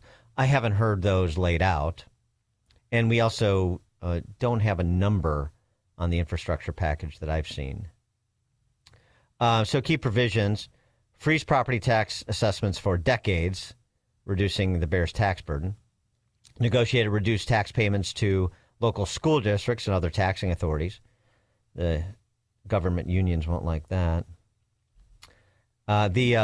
Again, mega projects bill, as it's being termed. Any developer interested in investing over $500 million, unless you're a Chinese communist battery maker, and then we'll just give you $400 million anyway, as Pritzker has done with Goshen. You know, in Illinois, communists help communists. So it's a race to see who can fleece their taxpayers in the grandest terms, although, of course, Indiana, because it has real balanced budgets, actually real budget surpluses, and a proper credit rating, has a lot more flexibility to engage in such indulgences than does Illinois. I know Pritzker says that the budgets have been balanced, but he's a liar, as is every governor before him over the last 50 years who've said the same, because they don't account for things like unfunded pension liabilities, which if you were in the real world, you would have to. For more on all this, pleased to be joined by Jeffrey Hewings, Emeritus Professor of Geography, Regional Science, Economics, and Urban and Regional Planning at U of I. Professor Hewings, thanks for joining us. Appreciate it. You're most welcome. So the general terms of the legislation proposed in Springfield for the Bear Stadium by Cam Buckner, does that sound like a good deal for Illinois taxpayers? I think you've sort of generally cast it in a way that I think it is appropriate. The answer is no. And I think the main concerns that a lot of people have is, where else might we get a better return on providing that sort of funding? Secondly, is the Bears organization in such financial difficulties that they need some assistance? And thirdly, when we try to look at the economic benefits of this, I think there's a great deal of fuzziness and very little concrete information that is provided. A lot of it is, how could we survive in a region to lose one of our great iconic sports franchises? But when you look at this from a fiscal perspective, can we really measure what that does? I mean, would we see massive outflows of people, massive outflows of businesses? I suspect not. And I reflect on this when Los Angeles went through a period of almost a decade without a football team. The economy seemed to grow pretty well. And trying to connect the presence of a football team that plays, 8-10 games a year in the community with the economic outcomes, I think is so far-fetched as to be unbelievable. Yeah, I mean, so not only are these, and I'm a sports fan too, and I'm a Bears fan, but not only are these professional franchises not economic engines. I mean, the meta-analysis of studies on the ROI for these publicly financed stadiums almost universally comes back with they're a loser for taxpayers. The ROI is not there, right? Well, you take a case where you provide some incentives for a firm to come in. Most of the employees are likely to be local. Most of them will live in the community. They will take their paychecks and they will spend it buying houses, spending money on goods and services, educating their kids. They will buy cars, et cetera, et cetera. In other words, there's a great deal of local churn. What I sense is that with a lot of these very large franchises, is a huge percentage of the players and the staff do not actually reside in the region. Well, they're there during the season, but most of them maintain their residences outside. So a lot of the wage and salary money that they receive is being spent elsewhere. So Illinois does not receive the benefit of this. And the second part that I think it comes back to is why is it that we have a soccer stadium being built that's going to be privately financed? There will be some public funds for necessary infrastructure. Why is that not regarded as the model that we should be promoting? And I think this sort of blackmail, well, if you don't do that, we'll jump across to Hammond, Indiana. I think at some point somebody has got to stand up and say, no, we're not going to play this game. Well, now, 60, 70,000 fans are going to be very annoyed with that sort of commentary, but we've got 8.5 million people in the community, and I think we need to consider what are the benefits for those 8.5 million people first and foremost. Yeah. Well, I mean, it's interesting too, because it's not like Chicago hasn't gone through this when Jerry Reinsdorf stuck up the state and say, we're going to move to St. Petersburg if you don't fund the new, if you don't help publicly finance the new stadium, which of course Jim Thompson then did in a terrible deal for taxpayers, really unconscionable. And so we learned nothing from that, I guess, because we just don't care. That seems to be the disposition of the electorate. But the other thing you mentioned too, the employees, we haven't talked about that. That's really interesting, the local churn. And it's of course it's always one-sided. So we're very concerned about making sure, I think the Bears, the range is they have between 500 and 1,000 employees. Okay, so that's a sizable business, but certainly not the biggest business in town by any stretch. And so we got to protect. They have 500 to 1,000 employees. Meanwhile, we don't care at all when Ken Griffin pulls the plug on Citadel and moves to Miami. He's got 3,100 employees, and the first 1,000 are multimillionaires. You want to talk about churn? Right. So it's also just sort of this. Very stilted a concern about employees and churn and return on investment, in one business over here versus another business over there. But of course, 70,000 people aren't turning up to watch hedge fund workers work, and so that's the difference. Yeah, but I think, Dan, I've not read anything more than perhaps once or twice mentioned the degree to which this might be seen as a joint venture, where the state has some equity share in such an activity. So this is not a gift that keeps on giving. And your comment in the warm-up, the notion that property taxes are going to be assured 20, 30 years out. My God, wouldn't you like that to have? Yeah. Have some certainty that sure. your taxes are not going to go up. Yeah. Every property taxpayer listening said, "Boy, where can I get in line to negotiate that deal with all the local taxing bodies that liquidate my property slowly over time in Illinois for sure." Yeah. And the second question, maybe you can answer. I have not seen about what's happening to the unpaid debt for the renovation of Soldier Field. I mean, is that going to then just be dumped back on the city to retire, or are the Bears going to amortize that investment? Another great point. Given that sort of policy, I just don't trust the notion that we went through this in 20 years ago, what it was for the renovation of Soldier Field. If it's going out to Arlington Heights, is something going to pop up 15 or 20 years from now when we go through another dance? And what I'm concerned about is that this seems to be sort of never-ending expectation that we've just got to compete. We've got to make our stadium flashier, more expensive. We've got to have more skyboxes. We've got to generate more revenue. But nobody ever talks about, well, we got significant investment from the public purse. Maybe our first priority is to retire that debt as a sort of not as more as a gesture, as a sort of a moral obligation. But yes. I guess I don't ever hear that. Retiring debt is a moral obligation. That is a foreign concept. What are you talking about, Professor? But the other thing, the point you mentioned at the outset, too, I mean, you're talking about billionaires. If you can't do a cap raise among all your billionaire friends and equity stakeholders in the Bears to build a $5 billion stadium, well, that's on you. I mean, the Ricketts did it.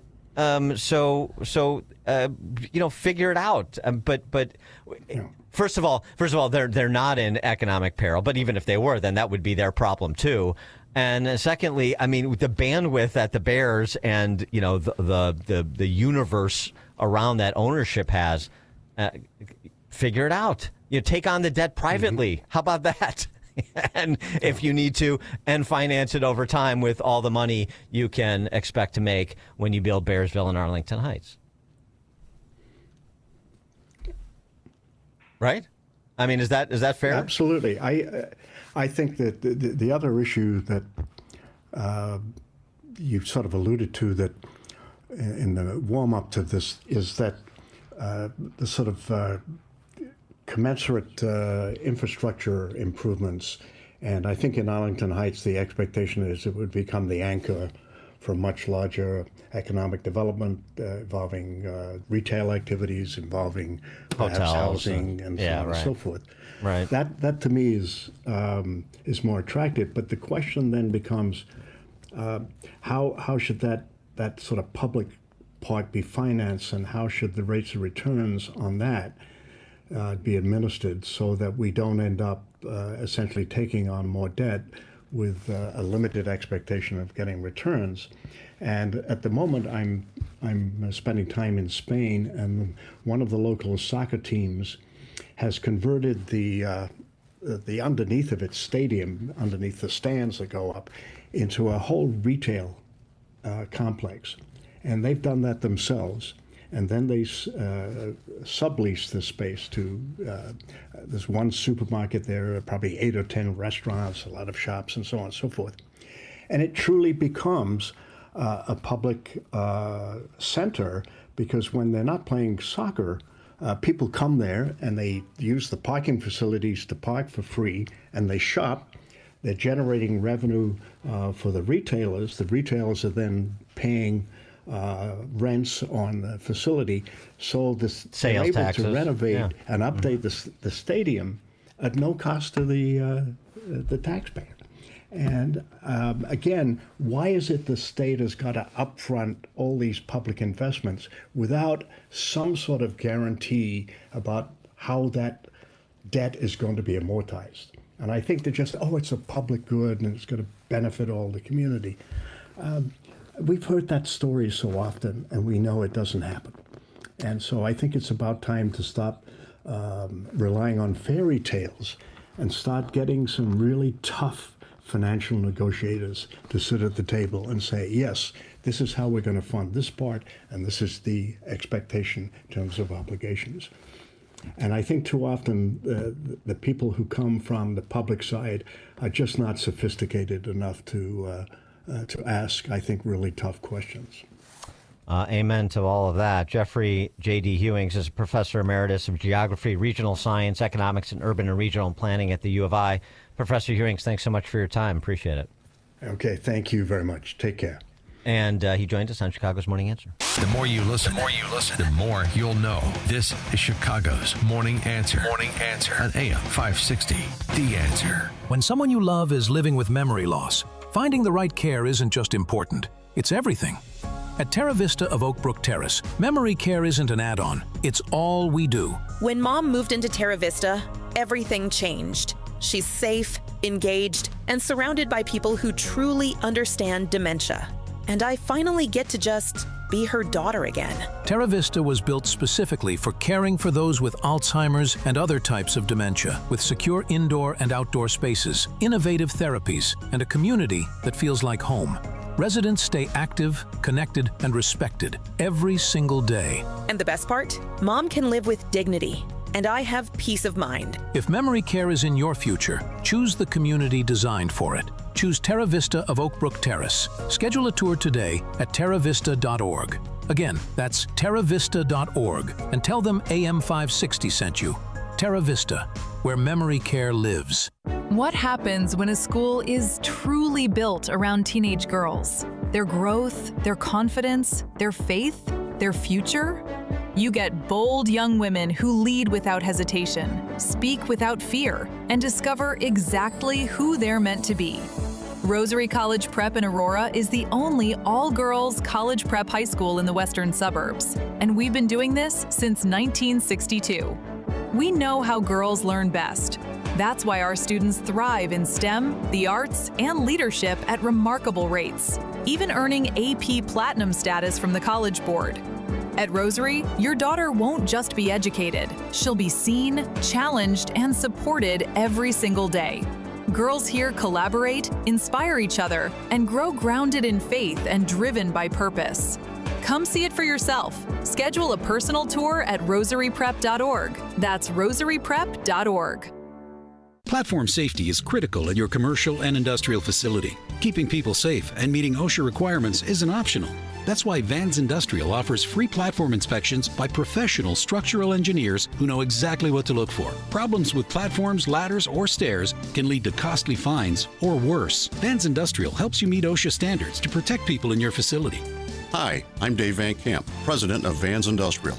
With decades of experience, I bring long-standing industry knowledge from inspecting, correcting, and replacing countless platforms to make facilities safer. Vans Industrial is a specialty contractor equipped to modify or replace steel catwalks, handrails, stairways, and ladders. Our union building trades professionals fabricate and install high-quality steel systems that create safer work environments. Call 833-VANS-IND for a free platform inspection by professional structural engineers. See what else we can do for you. Visit vansindustrial.com. That's VANS Industrial.com. AM 560, The Answer. Updated estimated domestic migration by metro area 2020 to 2025. Chicago, third worst in the nation, metro area in terms of loss of population, 377,000 over the last 5 years. Only LA and Newark are worse. Gee, I wonder why. Coming up at 7:07, we'll talk to former U.S. Attorney Joseph Moreno about Pam Bondi's departure and other matters of law and order. It's now 7 o'clock on AM 560 WIND Chicago. A new phase in Iran. I'm Chris Foster, Fox News. The tallest bridge in the country is hit by U.S. airstrikes, and President Trump posts on Truth Social, our military, the greatest and most powerful by far anywhere in the world, hasn't even started destroying what's left in Iran. Bridges next, then electric power plants. New regime leadership knows what has to be done. CENTCOM Commander Admiral Brad Cooper posted that it's undeniable that progress is being made. The president's post on Truth Social, he posted video of a bridge that was being destroyed. That's the B1 bridge, about 25 miles west of Tehran. The president posted the video with the text. It's time for Iran to make a deal before it's too late. Iranian Foreign Minister Abbas Araghchi countered with a post saying striking civilian structures won't compel Iranians to surrender. It only conveys defeat and moral collapse of an enemy in disarray. Fox's Mike Tobin. New acting Attorney General Todd Blanche denies that criticism over her handling of Jeffrey Epstein files had anything to do with President Trump firing Pam Bondi from the job yesterday. Fox's Kevin Cork. Multiple sources say her problems began just weeks into the job when she appeared on Fox in February of 2025. The DOJ may be releasing the list of Jeffrey Epstein's clients. Will that really happen?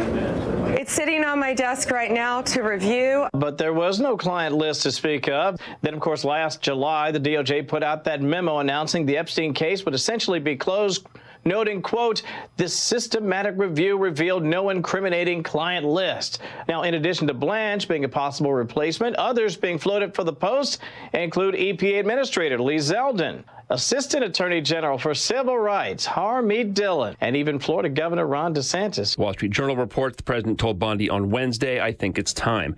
The crew of the Artemis 2 mission's on its way to the moon after accelerating out of Earth's orbit, 4 days away from the trip around the moon, farther than humans have ever flown before.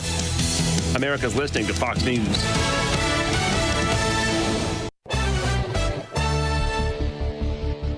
Good morning, 52 degrees in Chicago and AM 560 The Answer. I'm John Cruz in the QC Kinetics newsroom. Temps will fall into the 40s late today with more storms on the way. 3 people remain in custody after an ATF agent opened fire during an alleged robbery on Chicago's far south side. This happened yesterday in a Walmart parking lot near 109th and Doty Street. No one was hit by the gunfire. 3 suspects arrested. Charges are pending in this case. A woman is okay after being attacked inside her apartment in North Center overnight. The 23-year-old resident was at home around midnight in the 4000 block of North Lincoln. That's when she saw a man come through the front door. She fought him off. Eventually, that suspect took off. She refused treatment at the scene. A 36-year-old man arrested nearby. Charges are pending there. Chicago's top cop standing behind his officers' actions during protests against federal immigration enforcement last year. During a heated meeting last night hosted by the Community Commission for Public Safety and Accountability, Superintendent Larry Snelling defending the officers. Without our officers being there, these scenes would have been way more violent. There would have been more citizens hurt. There would have been more residents hurt. Now, some who attended the meeting accusing Chicago police of coordinating with immigration agents.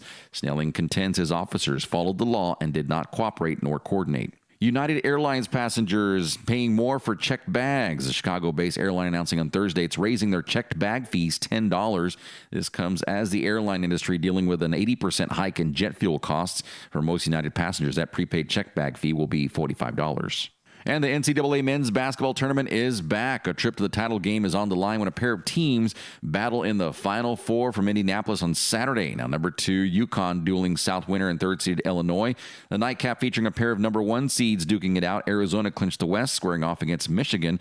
Out of the Midwest, the national championship will take place on Monday. This report is service of the daily podcast of Chicago's Morning Answer and the Sean Thompson Show. Hear both shows with limited commercials when you subscribe for free to the daily podcast at 560theanswer.com/podcast.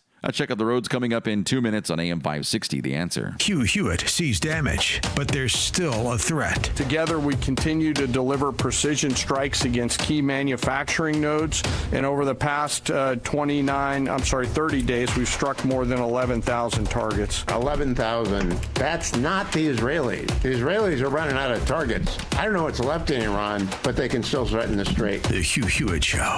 Afternoons at 2, right before Alex Marlowe at 3. On AM 560, The Answer. Hi, I'm Ken Mariotti, owner of Woodland Windows and Doors, a third-generation family-owned business since 1969. We know you're bombarded by choices when shopping for new windows or doors, so we're inviting you to experience the Woodland difference. For decades, we have been transforming living spaces with Marvin Windows, a fifth-generation family business. Marvin replacement windows have been known to increase the warmth of your cold rooms by 10 degrees.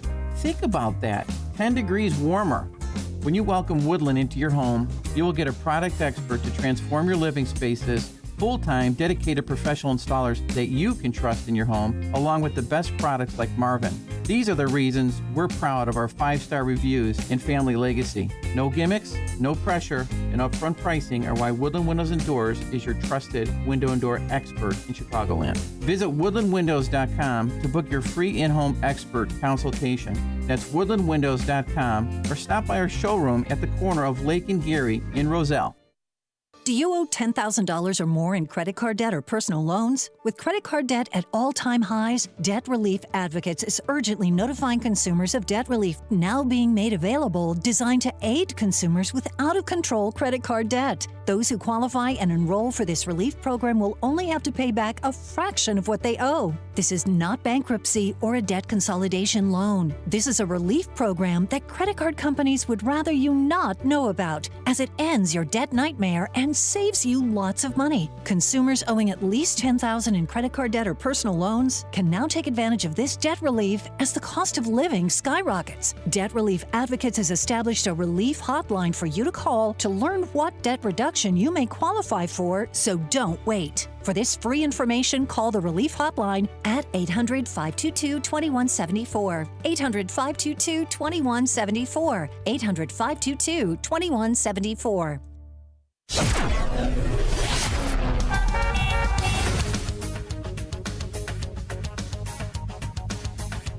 Taking a look at the roads from the Team Hochberg Traffic Center, I'm Sue Eller. Watch out, there's a car fire on the Dan Ryan Express lanes outbound at Garfield Boulevard. Delays start at 51st Street inbound, rubbernecking between 63rd and 51st Street. The main roadway looks good though, 14 in, 12 out, and that is from 95th Street to the Byrne Interchange. Watch out for a crash on the Bishop Ford inbound at 103rd Street. That'll slow you down, but looking great on the Edens, 14 minutes both ways from Lake Cook to Montrose, 20 in, 21 out on the Kennedy from O'Hare to the Byrne Interchange, 16 in, 14 out on the Ike from Wolf to the old post office, and 27 minutes inbound on the Stevenson from Veterans Memorial to Lakeshore. Outbound is 22. News is a service of Woodland Windows and Doors in Roselle. Brighten your home and make the rooms in your house look better and bigger with larger windows or patio doors this spring. Visit woodlandwindows.com to book your consultation today. Chicago's Morning Answer continues next, but now the latest forecast from the Air Right Heating and Cooling Weather Center. Today, expect a mix of clouds and sunshine with a chance of a shower in some areas later this afternoon. The high will reach 58 degrees. Tonight, it will be cloudy with a few showers and a thunderstorm in the evening, then periods of rain and another thunderstorm later on. The low will be 42 degrees, but the temperature will rise into the mid-50s. I'm meteorologist Jason Caterina on AM 560, The Answer. Get the latest weather, traffic, and news updates online at 560theanswer.com. Now, from the Signature Bank Studios, this is Chicago's Morning Answer with Dan Proft on AM 560, The Answer.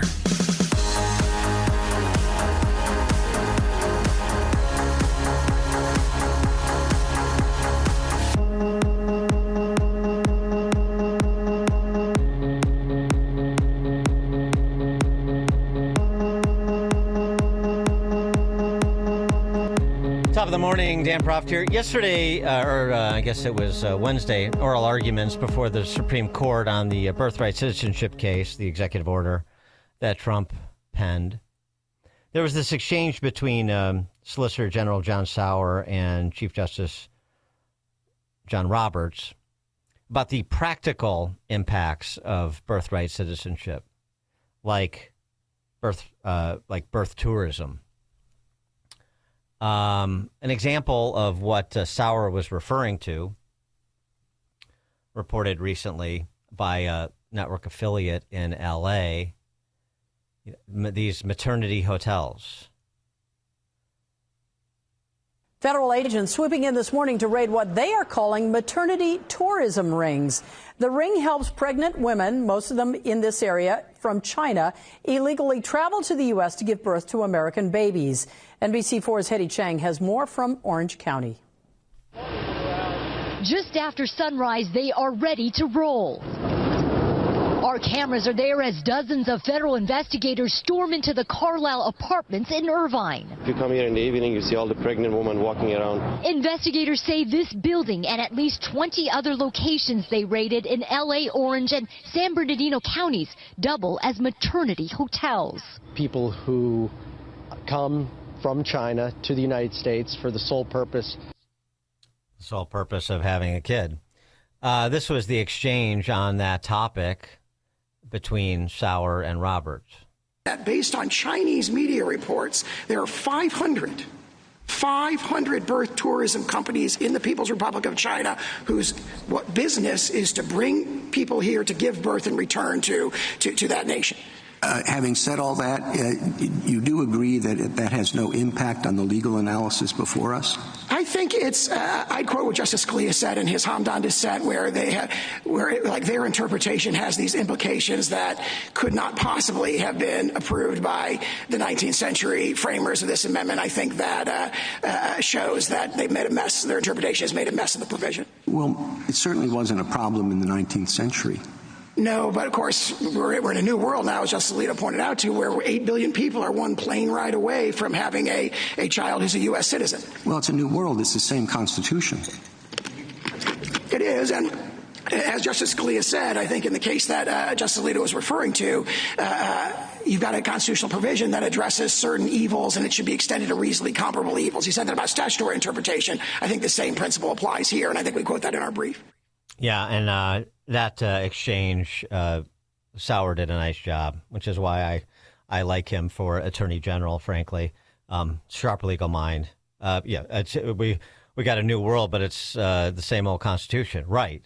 So apply the fundamental principles and legislative intent, the black letter of the 14th Amendment to this new world. That's what Sauer is arguing.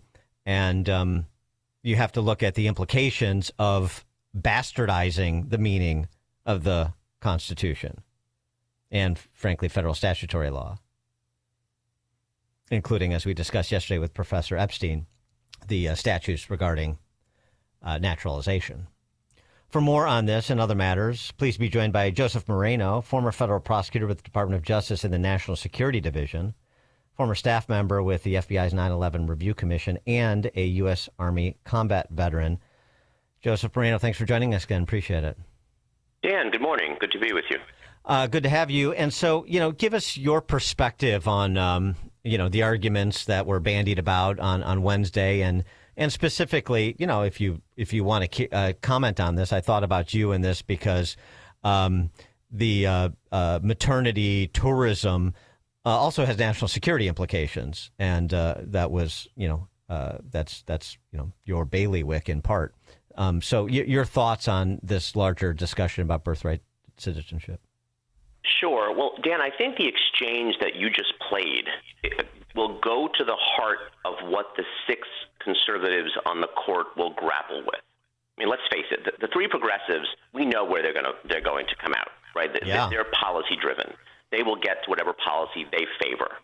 So it's really sorry to interrupt, but KBJ thinks if her wallet is stolen in Japan, she's a citizen of Japan because when they return it. I mean, so yeah, I get it. Yeah, I mean, so conservatives, we're not supposed to figure out the policy we favor and then find a way to back into it. We're supposed to read the law, the amendment, the executive order, and go to the language and our best interpretation of the intent that was made at the time. And so that's what the conservatives will grapple with, because they're going to say this could be a terrible policy of letting anyone who is born there, whether they've jumped the wall, whether they've flown in for the sole purpose of having a child, but they could say that's terrible, but it's not the court's job to fix. That's Congress's job. So they're going to have to kind of really fight with their urge to fix this mess with their best interpretation of the amendment. Now, that's not to say we know how they're going to come out on this. They might look at this and say there's no way back in 1868 this was intended to allow for absolutely unlimited birthright citizenship. There's a very strong argument that this amendment was specifically designed to overrule the Dred Scott case and provide citizenship and the right to vote to freed slaves. If they come out with that interpretation, and I think there's a lot of support for that, they could say that was the meaning of the 14th Amendment, and we're not going to go further. On the flip side, as you just pointed out, the other side could say, well, there was no illegal immigration problem in 1868, and so there's no way that the amendment could have been designed to stop it. So I think it's really going to come down to a handful of words, right? The reference to jurisdiction in the language of the 14th Amendment. And at this moment, I really couldn't tell you with any kind of confidence that I can estimate how the court is ultimately going to rule. Yeah, although the betting markets have it at like a 20-1 shot that they overturn or that they uphold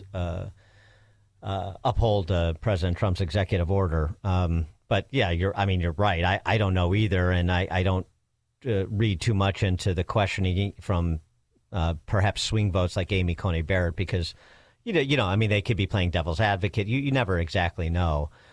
So it will be interesting, but it has huge implications, and to some extent, as jurists, you have to look at the practical consequences and say, well, it's clear that sort of exigency was either not contemplated or certainly based on the intent was not something that would have been abided by the framers of, well, in this case, say the 14th Amendment or the 1866 Civil Rights Act. And so it'll be interesting to see how some of those who consider themselves originalists come down.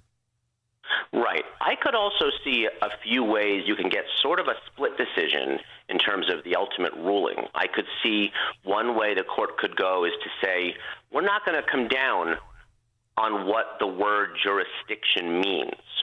So we're going to leave the status quo, and we're going to look to Congress to tell us what jurisdiction means and whether it means physical jurisdiction, like exactly where the person is born, versus the jurisdiction of the parents if they are citizens of another country. Yeah, that's interesting, but I mean, that's almost, it's not quite, but it's almost like Congress needs to tell us what a woman is. I mean, the Supreme Court makes decisions all the time on what the word jurisdiction means in the context of, say, whether someone has standing, personal jurisdiction, subject matter jurisdiction, but now they don't know what it means. Well, we've seen them punt, and that could be sometimes a way they like to save face and say, we're not going to make the tough call. Yeah. We're going to leave that to the legislature. Another way you can get a split decision is I could see them making a distinction and really playing on that concept of domicile and say, well, okay, we see someone that has shown intent to reside here for a while, even if they're illegally here, as someone who has subjected themselves to the jurisdiction of the U.S., as opposed to someone who flies in, the transient, the tourist sort of birth industry. I could see them saying, well, that we're going to say the person has not subjected themselves to the jurisdiction. So that's another way we can kind of get a split vote here that doesn't give us a clear answer one way or the other. That's interesting. I mean, I wouldn't put it past him either. But I mean, that would be a very Solomonic decision because, okay, so what are the standards by which someone clears the intent threshold? If they're wiring money back to their family in, say, Mexico, does that mean they don't have intent to stay? Does it mean it does? Now you have the Supreme Court getting into legislative. The legislative realm by having to define what the threshold is to establish intent. It would be very practically difficult, which is why I hope they don't come up with something that creative. And I hope that they give us a clear answer one way or the other. Either birthright citizenship stands, which is the way it's been interpreted since 1868, or it does not. Yeah. And hopefully that they'll give us a clear answer one way or the other. Yeah. What's your reaction to the sacking of Pam Bondi? Justified? Well, not totally surprising. I think that she's overall done a really good job in terms of the crime rates, in terms of not being bullied by the Democrats in Washington here. She's tough, she's feisty, she's smart. I think that the Epstein file issue didn't look good. I think her kind of coming out a year ago saying that she was going to look at the file and release it ASAP was never really a practical statement and didn't really make a lot of sense. I think the way that the prosecutions of James Comey and Letitia James have gone probably did not make President Trump happy. So I think, and remember, she never came as a real Washington insider. She wasn't the longtime federal prosecutor or federal judge model like a Mike Mukasey or a Bill Barr, and she wasn't the longtime Washington politician type, right, like a Jeff Sessions or a John Ashcroft. She was AG of Florida, big state, important job, but she did not know the mechanics of the department. So I could also see that worked against her because it is a beast. It is a giant mechanism of lawyers and support staff. And you could easily be consumed by longtime DOJ insiders who are more than happy to wait out a temporary attorney general. Yeah, I mean, here's the other observation I made earlier. Get your reaction to it. Look, the idea that the left promulgates when they're not in power, that the attorney general is independent of the president and so on and so forth, that's not true. The attorney general reports to an elected president. So by definition, they're not independent. The distinction that the left doesn't make, particularly, as I said, when they're not in power, is but a good attorney general owes the president their independent legal advice. And where I'm going is to say part of the problem I see with Trump's elections and with subsequent performances, not just Bondi, but also Noem, perhaps others, is the complicating factor of having to be subservient, borderline obsequious to the president. And it complicates the job. It makes the job much more difficult than if there was a shared understanding of what the parameters were. Well, I mean, this is a thankless job. Whether it's Todd Blanche or Lee Zeldin or whoever gets it next, I feel for that person because there's never been an attorney general that's really survived well under President Trump. It's tough because I agree with you. I never liked this concept of this arm's length independent Justice Department because not only does the Attorney General report to the president, all the enforcement powers that the Justice Department bears emanate from the Article II powers of the president.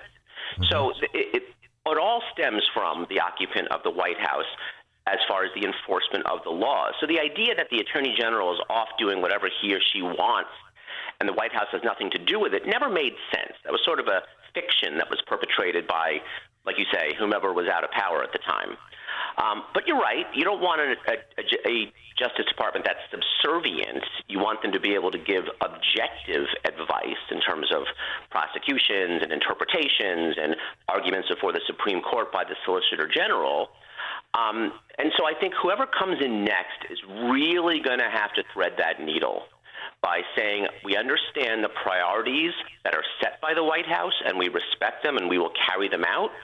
But at some point we got to draw a line and say we have to make our judgment about what cases actually have evidence that support them and not go out there and make fools of ourselves like having grand juries that reject charges. Right. I mean, for example, those you mentioned, Comey and Letitia James. Now Letitia James is there's another criminal referral with respect to Letitia James. It'll be interesting to see how Blanche or the next AG handles that. But do you think also with the installation of U.S. attorneys that got sidelined by the courts like Haba in New Jersey, do you think that those were poor risks that Bondi took and she should have told the president something he didn't want to hear, perhaps, but it would have avoided these embarrassments? Well, they were distractions for an otherwise pretty successful Justice Department in terms of just pure law enforcement. And we had the same issue here in Virginia. where you had a temporary U.S. attorney removed by the judges here. And it turned into months and months of fighting that ultimately the Justice Department lost and they gave up on. So it is a little puzzling when the president insists on his person be appointed, even if that person's not really qualified and is not going to get past Senate confirmation. Joseph Moreno, former federal prosecutor at the Department of Justice and the National Security Division, a former staff member with the FBI's 9/11 Review Commission, and a U.S. Army combat veteran. Joseph Moreno, thanks as always. Appreciate your insights. Yeah, and always a pleasure. Have a great weekend. You too. And Joseph Moreno joined us on Chicago's Morning Answer. It's like a hot, steaming cup of information to start your day. It's Chicago's Morning Answer on AM 560, The Answer. As a local business owner, you get called every week by marketing companies. We get it. We have hundreds of satisfied customers. Here's what a satisfied client recently said. Open enrollment is going great. We're hitting record numbers. Thank you so much for this report. It really is amazing to see how the marketing is really shaping our enrollment around the city. Salem Surround. Is your business hard to find online? Meet with a digital marketer today for ideas that will make your business stand out. Visit salemsurround.com. One of the most amazing and holiest weeks of the year for Christians is Holy Week, which begins on Palm Sunday, March 29th. This is the day Jesus rode a donkey into Jerusalem, and crowds waved palm branches and cheered, Hosanna, loosely a praise of save now. Just 4 days later, on Holy Thursday, Jesus and his disciples took part in their last Passover together. This Last Supper is when Jesus was betrayed and falsely convicted. The next day, Good Friday, Jesus was hung on the cross and died. John 1:29, Behold the Lamb of God who takes away the sin of the world. But wait, the story doesn't end here. Jesus was buried in a tomb, and on the third day he rose from the dead. That's what Easter and the Christian faith is all about. Read Isaiah 53 and John's full account of this good news, a read that will change your life forever. Fox Valley Coins will be closed on April 3rd in remembrance of Good Friday. Happy Easter from Fox Valley Coins. Your home or business has storm damage and you have an insurance claim. Call Crosscom. Crosscom Construction and Public Adjusters. Today, insurance companies are notorious for offering way too little money to repair damage to your home or commercial building due to wind, hail, tornado, floods, or fire. Crosscom works for you, not the insurance company. As licensed adjusters, Crosscom will work to get you the money you deserve, the maximum payout. Call Crosscom. 630-871-5500. After they get you the fair insurance company result, Crosscom can start doing your repairs. Crosscom is a full construction and restoration company that will get your property back to its pre-loss condition, getting your life back to normal. Roof, siding, windows, doors, fire restoration, Crosscom does it all. Call Crosscom. Licensed in Chicagoland, Northwest Indiana, and Wisconsin. This is Dan Leitz with Crosscom. We share your conservative and Christian values. Let us handle everything. It all starts with a call. 630-871-5500. CrosscomPublicAdjusters.com. On Salem News Channel, principled voices are shaping today's conversation. Scott Jennings brings clarity to the toughest debates. Josh Hammer's blistering commentary puts politics and culture on trial. And Alex Marlowe's insight connects us to what matters most. Watch anytime on Samsung TV Plus, Pluto TV, or find us on your screen at snc.tv.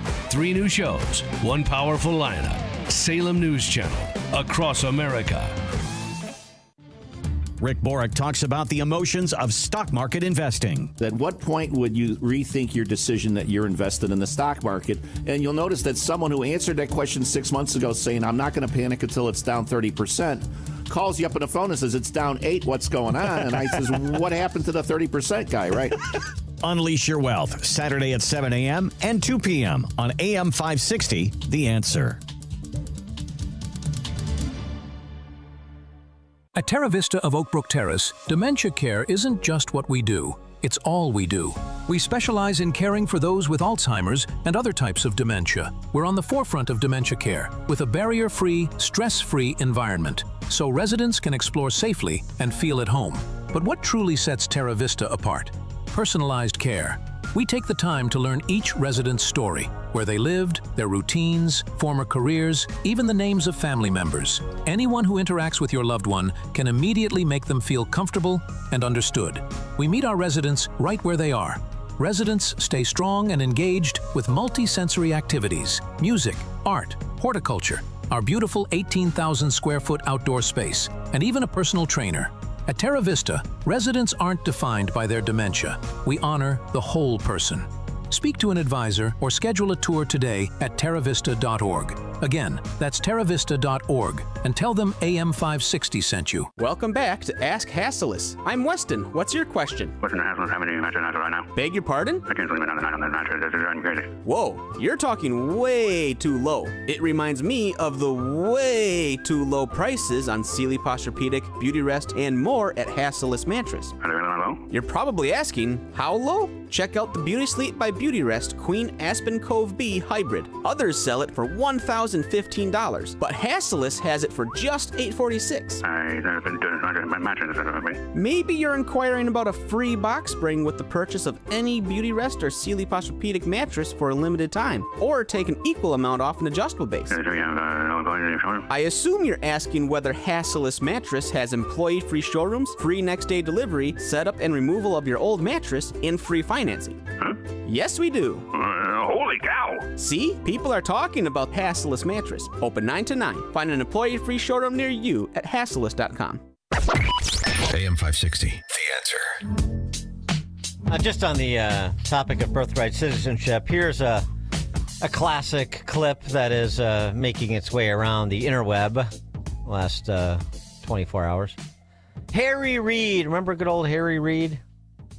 Went on to become the Senate Majority Leader for a time. You remember.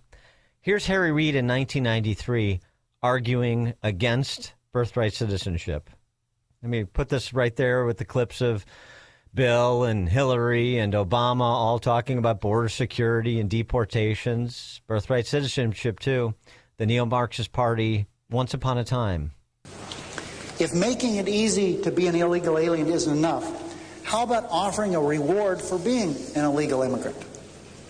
No sane country would do that, right? Guess again. If you break our laws by entering this country without permission and give birth to a child, we reward that child with U.S. citizenship and guarantee of full access to all public and social services this society provides. And that's a lot of services. Is it any wonder that 2/3 of the babies born at taxpayer expense at county-run hospitals in Los Angeles are born to illegal alien mothers? More than 200,000 last year. Can you imagine? No sane country would do that. And now that is the stated position of Harry Reid's party and at least 3 Supreme Court justices. Coming up at 7:37, if we're energy independent, then why is gas $4 a gallon? Brenda Schaefer, faculty member at the U.S. Naval Postgraduate School's Energy Academic Group, will join us to answer that question, among others. Brenda Schaefer, 7:37. Now we check the headlines. Good morning. It's 51 degrees in Chicago on AM 560 The Answer. I'm John Cruz in the QC Kinetics newsroom. Another round of showers and storms pushing through this afternoon. High temps will fall into the 40s. Speaking of weather, the Weather Service on the ground in Kenosha and Lake County this morning. After severe storms rolled through last night, a possible tornado was spotted there with uprooted trees and roof damage. Amazon adding a new fee that could impact prices. They're adding a 3.5% fuel and logistics surcharge. They say rising oil prices is the reason. Until now, it has absorbed the higher cost, but will now tack on the added fee for sellers. They may in turn pass the increase on to you. Chicago police now have surveillance images of a suspect accused of battery on a North Side train last week. That happened March 26 around 4 p.m. on a CTA Red Line train along North State Street. That man wearing a black coat made inappropriate contact with a female passenger. If you have info, you're asked to call CPD. And the White Sox delayed home opener is today. The game against the Blue Jays at Rate Field pushed back due to weather. Tickets for yesterday's postponed game are good for today's contest. News is a service of American Beam and Steel, structural repair licensed contractors for your home or business. Search for American Beam and Steel online to schedule your consultation directly with the owner, Mark. American Beam and Steel. A check of traffic coming up in 2 minutes on AM 560 The Answer. Scott Jennings can see the real problem. Democrats in Chicago. First, they blamed Sheridan Gorman for her own death. They said that she was in the wrong place at the wrong time. No, I think the real problem here, folks, is that American citizens like Sheridan Gorman are being murdered by people who should not be here. The Scott Jennings Show. Weekdays at noon, right before Hugh Hewitt at 2 on AM 560. The Answer. Hey, I'm Steve Wyatt, and I want to invite you to the Wyatt Matters Show, which airs every Sunday on this station. You can expect lively discussion and heartfelt reflection that will both entertain and inspire you. And if we do it right, maybe deliver some genuine laughter as well. We talk about not only what matters, but also why it matters. Wyatt Matters. Sunday morning at 6 on AM 560. The Answer. One of the most amazing and holiest weeks of the year for Christians is Holy Week, which begins on Palm Sunday, March 29th. This is the day Jesus rode a donkey into Jerusalem, and crowds waved palm branches and cheered, "Hosanna," loosely a praise of "Save now." Just 4 days later, on Holy Thursday, Jesus and his disciples took part in their last Passover together. This Last Supper is when Jesus was betrayed and falsely convicted. The next day, Good Friday, Jesus was hung on the cross and died. John 1:29, "Behold the Lamb of God who takes away the sin of the world." But wait, the story doesn't end here. Jesus was buried in a tomb, and on the third day he rose from the dead. That's what Easter and the Christian faith is all about. Read Isaiah 53 and John's full account of this good news, a read that will change your life forever. Fox Valley Coins will be closed on April 3rd in remembrance of Good Friday. Happy Easter from Fox Valley Coins. Most investments today feel like second jobs. Real estate, you're a landlord. Stocks, you're a day trader. Crypto, you're a full-time researcher. You've got a life to live. Your investment should help you live it. That's why more Americans are choosing gold. Noble Gold has helped thousands protect their future with real physical gold. Visit NobleGoldInvestments.com to get your free wealth protection kit. That's NobleGoldInvestments.com. Past performance may not be indicative of future results. Investing in precious metals, including gold, involves risks. Consult with your tax attorney or financial professional before making an investment decision. Hair Volume from New Nordic will make your hair look thick and healthy. Hair Volume is available online at Amazon and NewNordicUSA.com or in the hair care aisle at your local CVS. Taking a look at the roads from the Team Hochberg Traffic Center, I'm Sue Aller. Stop and go delays on the Bishop Ford inbound with a crash at 111th Street. The right lane is blocked. Delays start right around 130th Street. On the outbound side, there's another accident at Dalton Avenue. 2 left lanes are down, and delays start right around the Steel Bridge. Now there's a crash also slowing you down on the Tri-State. It's northbound at Richland Avenue. 18 in, 21 out on the Kennedy from O'Hare to the Burn Interchange. 14 minutes in both directions on the Ike from Wolf to the Old Post Office. A little bit slow on the inbound Stevenson from Cermak Road to Michigan Avenue, so 31 in, 22 out from Veterans Memorial to Lakeshore. In great shape on the Dan Ryan, 12 in, 11 out from 95th to the Burn Interchange. This report is sponsored by True Green. Warmer weather is here and the weeds aren't far behind, but the lawn care pros at True Green are ready. Don't wait. Sign up at truegreen.com by April 7th and get 6 weeks free. Let the pros do the work so you can enjoy your weekend. Restrictions apply. See site for details. Chicago's Morning Answer continues next, but now the latest forecast from the Air Right Heating and Cooling Weather Center.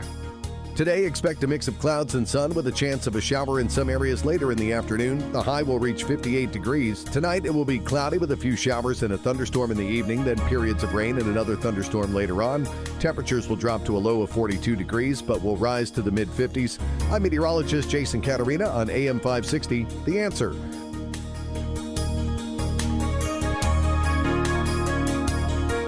Get the latest weather, traffic, and news updates online at 560theanswer.com. Now, from the Signature Bank Studios. If you're looking for the latest news, insight into what it means, and the sharpest opinion, there's only one station in Chicago where you can turn, and it's this one. We're AM 560, The Answer. Top of the morning, Dan Proft here. So President Trump in his national address on Wednesday evening as to the state of the war in Iran had this to say specifically about the Strait of Hormuz and the full reopening of it and the resumption of maritime traffic and the transport of oil and gas and the prospect of seeing prices at the pump in America decline when all of that occurs inevitably.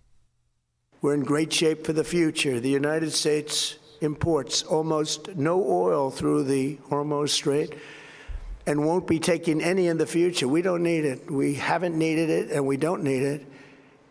We've beaten and completely decimated Iran. They are decimated, both militarily and economically and in every other way. And the countries of the world that do receive oil through the Hormuz Strait must take care of that passage. They must cherish it. They must grab it and cherish it. They can do it easily.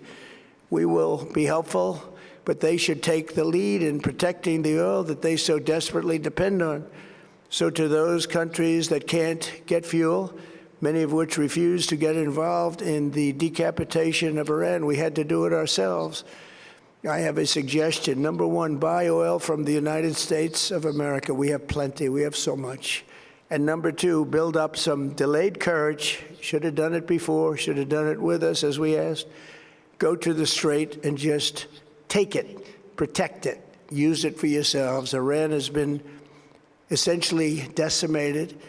The hard part is done, so it should be easy. And in any event, when this conflict is over, the Strait will open up naturally. It'll just open up naturally. They're going to want to be able to sell oil because that's all they have to try and rebuild. It will resume the flowing, and the gas prices will rapidly come back down. Stock prices will rapidly go back up. Well, yeah, I mean, I suppose if they charge $2 million a boat, then they're willing to allow for the resumption of maritime traffic, even maritime traffic that isn't flagged, that isn't one of their tankers or an ally's tanker, China, Russia. But got a very practical question from a friend of mine, which I answered, but I want to defer my answer to our next guest. If we're energy independent and we don't depend on the Strait and we got oil to sell, we're flush with oil, then why have we seen gas prices spike to $4 a gallon?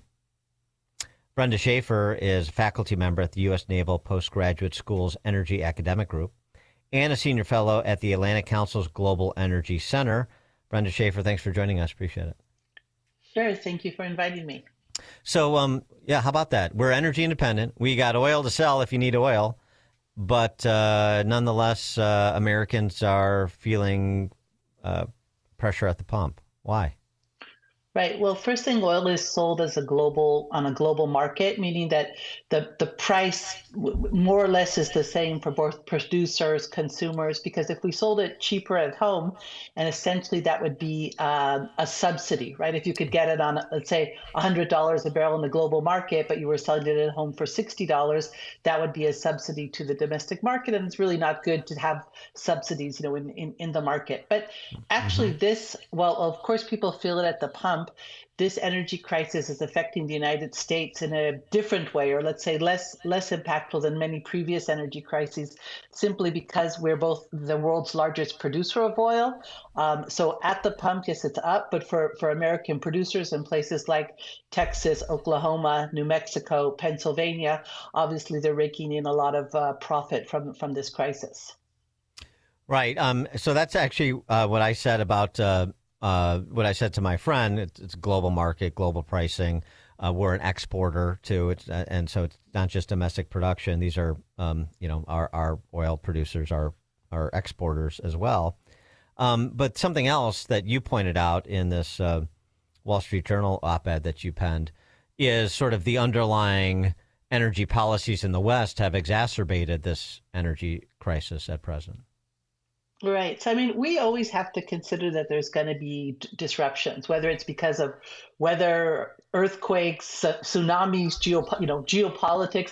And it's really incorrect to say, well, let's say the 2022 energy crisis that was, mainly affected Europe, but had some global implications, that was about Putin's invasion of Ukraine, or that this spike is about the U.S.-Israeli operations in Iran, because you have to build your energy security in a way that it can weather all sorts of disruptions.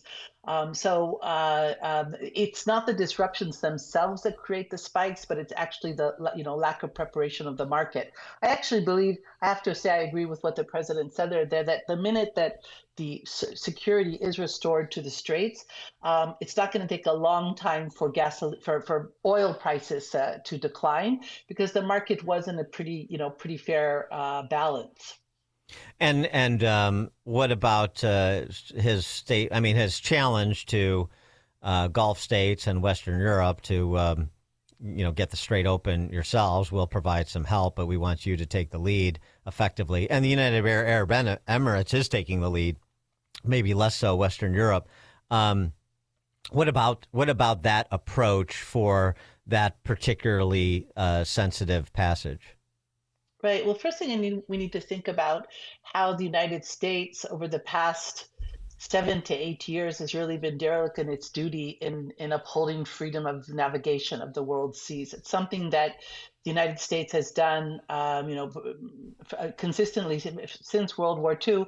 We've benefited from it, and the world's benefited from it. But starting 2017, 2018, there were the Houthi attacks, Iran's proxy and also direct Iranian attacks in the Red Sea and on Saudi Arabia, on UAE.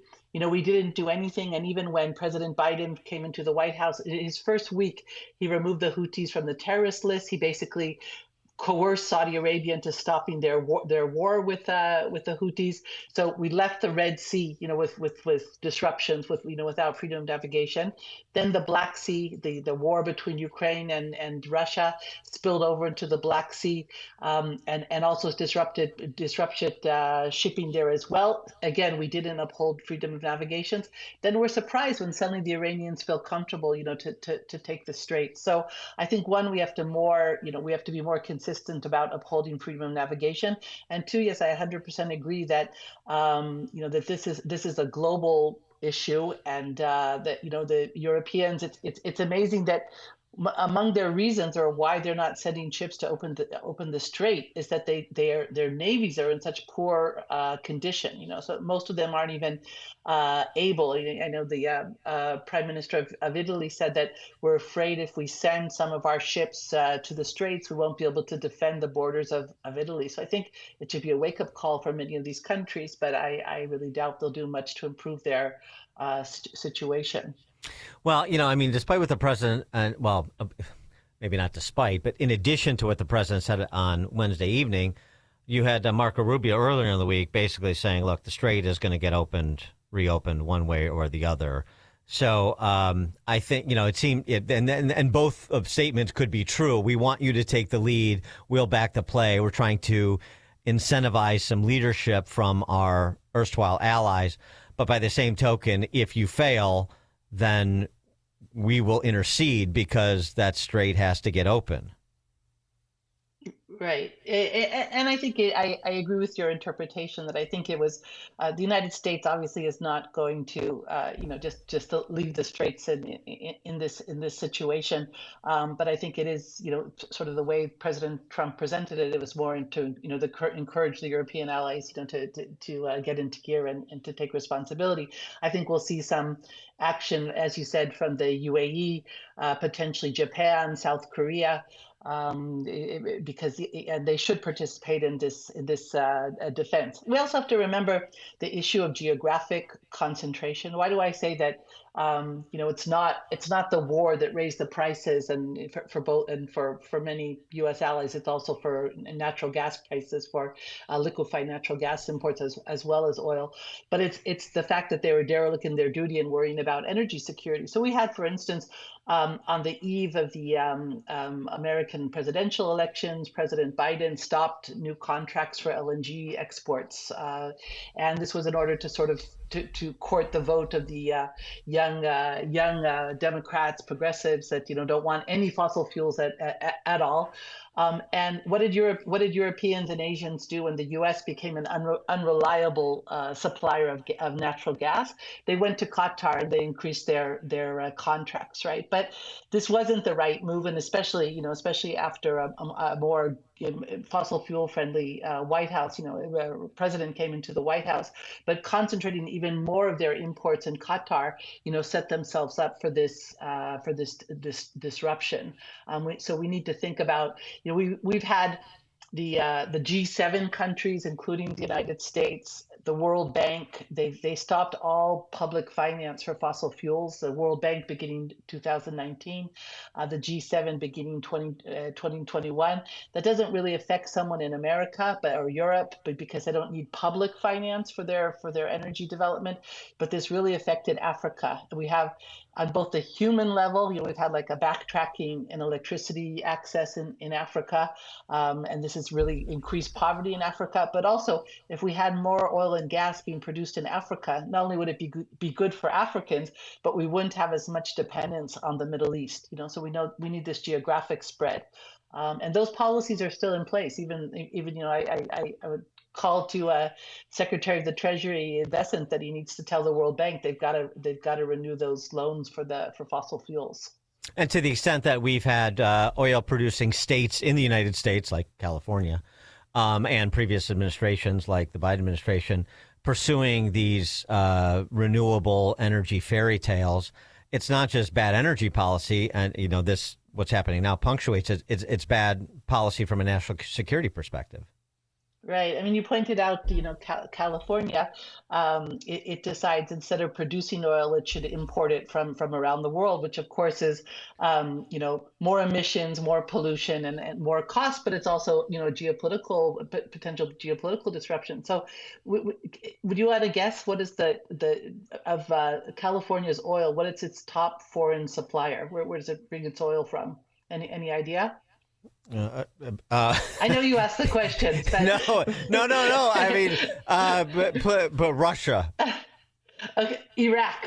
Okay, so even better. Actually, they're even better. So it's actually, so the current crisis in the Straits actually even affects California's, security of supply, because there's so many U.S. Navy bases in California. Actually, the Pentagon stepped in and is actually, importing oil on its own now into California in order to not have a disruption. So it's so even California by deciding not to produce oil just to use it and import it from Iraq is being affected by this crisis.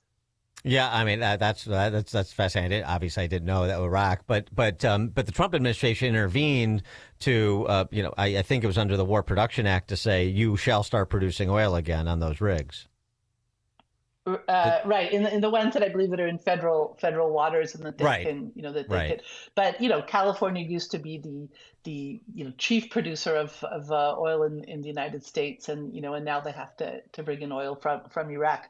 I would say also, even the Europeans, they're obviously not happy with this war. They're not happy with anything in the Trump administration, and yet they sit next to the biggest reserves of natural gas in the world, and instead they import gas from the Middle East, mainly from Qatar, because they don't want to link their future to natural gas, because they believe at some point they're going to be able to deal without fossil fuels and just deal with windmills and solar. So it's a crisis of their own making. Yeah, their own ideological fanaticism.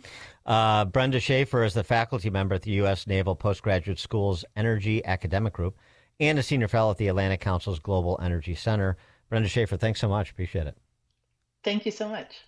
And she joins us on Chicago's Morning Answer. There's only one radio show in Chicago talking about today's biggest stories and telling you what they really mean. That show is this one, Chicago's Morning Answer on AM 560, The Answer. Don't miss In Grace with Pastor Jim Scudder Jr., now heard on Sunday mornings at 7:30. Tune in and find hope as Jim Scudder explores God's Word and His world each Sunday morning right here on AM 560, The Answer. Signature Bank is Chicago's fastest growing independently owned business bank, a bank where relationships still matter. Signature Bank knows your name and your story. I'm Dan Proft, and I know this because Signature Bank is my business bank. I'm Scott Bartmus, co-founder of ESCO, a security and fire alarm services business, and a customer of Signature Bank. We work hard to give our customers peace of mind, so it's nice to know that while we have our customers' backs, partners like Signature Bank have ours. When COVID hit, there was a lot of uncertainty for many businesses, particularly surrounding the PPP loan program, with parameters and deadlines changing constantly. The executives from Signature Bank worked weekends alongside their staff, filling out and submitting applications to ensure they took care of us. That type of dedication is hard to find, but we found it with Signature Bank. Signature Bank helps local businesses succeed. Want to learn how Signature Bank can help turn your business vision into reality? Call Signature Bank at 773-467-5600 or visit signaturebank.bank. Member FDIC, Equal Housing Lender. A revolution in chip technology could make today's artificial intelligence obsolete. 3 companies are quietly building a $1 trillion triangle to develop and manufacture supercomputers the size of a dinner plate. Investment guru George Gilder has his finger on the 3 companies whose technology could change tech forever. Log on to TrillionDollarTriangle.com to find out which 3 companies are working on what could be the biggest tech disruption since the internet. TrillionDollarTriangle.com. That's TrillionDollarTriangle.com. On Salem News Channel, principled voices are shaping today's conversation. Scott Jennings brings clarity to the toughest debates. Josh Hammer's blistering commentary puts politics and culture on trial. And Alex Marlowe's insight connects us to what matters most. Watch anytime on Samsung TV Plus, Pluto TV, or find us on your screen at snc.tv. 3 new shows, 1 powerful lineup. Salem News Channel, across America. Did you know most remodeling mishaps start before construction even begins? Here's something else you should know. At Forever Remodeling, we do things differently. Every kitchen, bathroom, and basement project starts with smart planning, detailed 3D designs, a clear scope of work, and accurate pricing, all sorted out before you get started. No surprises, no stress, just beautiful results. Done right the first time. Visit foreverremodeling.com. That's the number 4, EVER, remodeling.com. And schedule your free in-home consultation today. Take the journey of living a happy, successful, and meaningful life through God. Listen to It's Time with Dan Lights, Sunday mornings at 9 on our sister station, AM 1160. Hope for your life. AM 560, The Answer.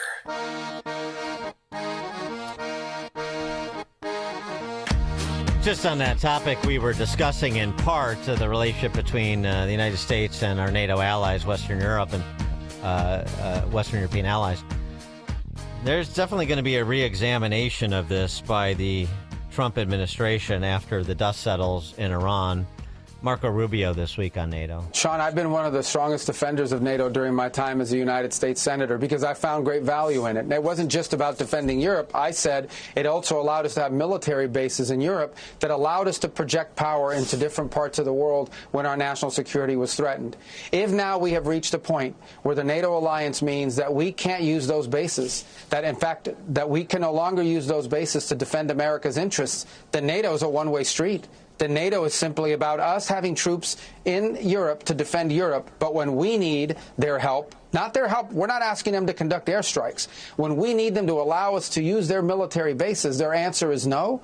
Then why are we in NATO? You have to ask that question. Why do we have billions and billions of dollars, hundreds of billions of dollars, over the years, trillions of dollars, and all of these American forces stationed in the region? If we can only use, in our time of need, we're not going to be allowed to use those bases. So I think there's no doubt, unfortunately, after this conflict is concluded, we are going to have to re-examine that relationship. We're going to have to re-examine the value of NATO and that alliance for our country. Ultimately, that's a decision for the president to make, and he'll have to make it.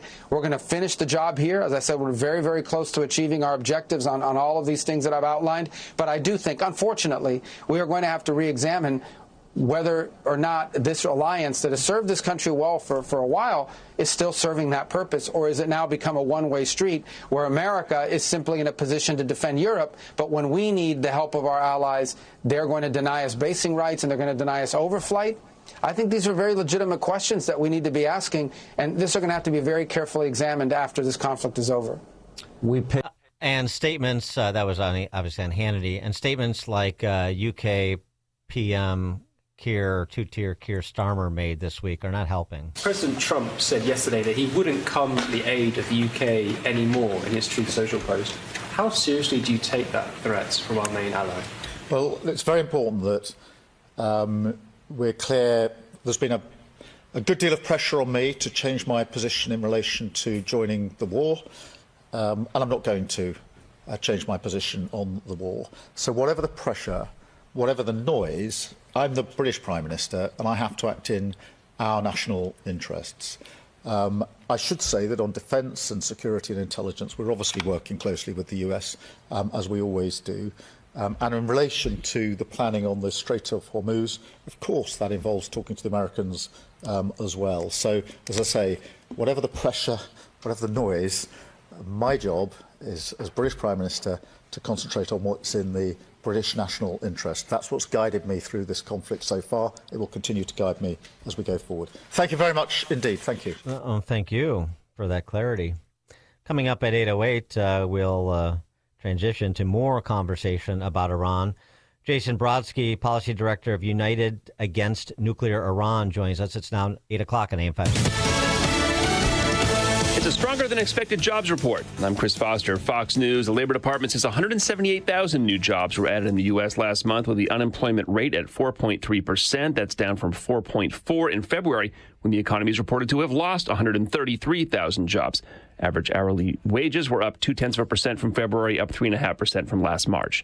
Iran State TV claims a U.S. fighter pilot has ejected from their aircraft over southwestern Iran. We've had no response yet from the Pentagon on that. The U.S. military has hit a bridge in Iran with airstrikes. Fox's Jonathan Hunt reports. Some 36 hours on from President Trump's address to the nation, it is clear we are climbing the ladder of escalation in this war rather than descending it towards negotiation. That made clear by the destruction of Iran's newest and largest bridge by U.S. forces. That obviously, the U.S. says, could be used for military supply routes, but it is a civilian infrastructure target, and that marks a significant step up in this war. President Trump warning more is to come. Also posting, with a little more time, we can easily open the Hormuz Strait, take the oil, and make a fortune. The administration is requesting a lot more money for the military. The annual budget request from the administration calls for $1.5 trillion for the Pentagon, the largest top-line defense spending number ever, and a 44% increase from last year's defense budget. The White House Budget Office says the spending increase would provide for a pay raise for troops, resupplying munitions, and investing in a Golden Dome missile defense shield. Fox's Jared Halpern at the White House. Cuba's government announces the pardon and release of 2010 prisoners. Cuba's embassy in the U.S. calls it a humanitarian gesture and says no one guilty of violent crimes were eligible. It's unclear whether any political prisoners are among those released. America's listening to Fox News.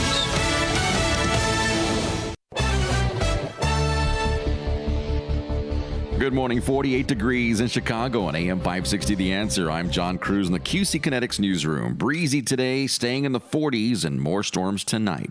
The man charged with murdering a Loyola University student last month now facing a federal gun charge. Jose Medina was charged in federal court with illegally possessing a firearm March 20th. Prosecutors say that gun was found in his home on the north side a day after he was accused of shooting and killing 18-year-old Sheridan Gorman. DHS says he is here illegally. 2 people in custody after a man was shot during an armed robbery on the south side. Police say the victim was on the sidewalk yesterday in the 7,000 block of South Anthony when he was approached by 2 males. The offenders demanded property before one of them shot the victim in the leg. He was sent to the hospital in good condition. Responding officers arrested the 2 men. Cook County prosecutors dropping a felony charge against a DePaul University student accused of spitting on ICE agents at O'Hare Airport. Police say Brett Heyer spat on the agent this past Sunday while leaving Terminal 2 at O'Hare. The 20-year-old initially charged with aggravated battery to a peace officer, but the county attorney's office reviewed the case and directed prosecutors to dismiss that charge. The city of Champaign taking steps to ensure safe Final Four celebrations this weekend. The city is implementing emergency orders in a defined area around campus to promote the safety and welfare of the public by placing some limits on alcohol sales tomorrow and, if necessary, on Monday. Public safety officials believe the measures will help reduce the possibility of injury or property damage during any celebrations. And Illinois' unemployment rate up slightly. The State Department of Employment Security says the state's jobless rate in January was 4.9%. That's up 0.2 percentage points from December. Non-farm payroll jobs jumped 18,000, the largest monthly increase since June of 2023. This report is service the AM 560 Advantage. Membership has its privileges, including early access to event tickets, exclusive contest opportunities, and special members-only content. Join today at 560theanswer.com/join. A check of the roads coming up in 2 minutes, but now time for the AM 560 Business Beat, a service of Signature Bank. I'm Charles Payne, and this is the Fox Business Report. President Trump is ordering 100% tariffs on some pharmaceutical imports, rebuilding duties lost when they were struck down by the Supreme Court. Pharma companies must work with the U.S. government to cut drug prices and must commit to move production to the U.S. to completely avoid tariffs. If they do neither, they'll face the 100% tariff. The tariffs won't apply to countries that have a trade agreement with the U.S. covering pharma businesses. Starbucks is handing off a large part of its coffee shop business in China to an investment firm. Boyu Capital will hold 60% of its China operations. The parent company of Saks Fifth Avenue, Bergdorf Goodman, and Neiman Marcus could be out of bankruptcy by this summer. Saks Global Enterprises has lined up financing from bondholders. That's your Fox Business Report. I'm Jenny Coselda. Invested in you.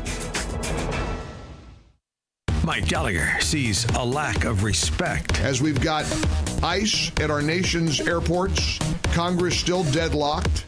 They went home Friday. They went on vacation, which is one of the most remarkable acts of thumbing their nose at the American people I've ever seen. The truth is, the Democrats don't want success in funding DHS. The Mike Gallagher Show, weekdays at 9 on AM 560. The Answer.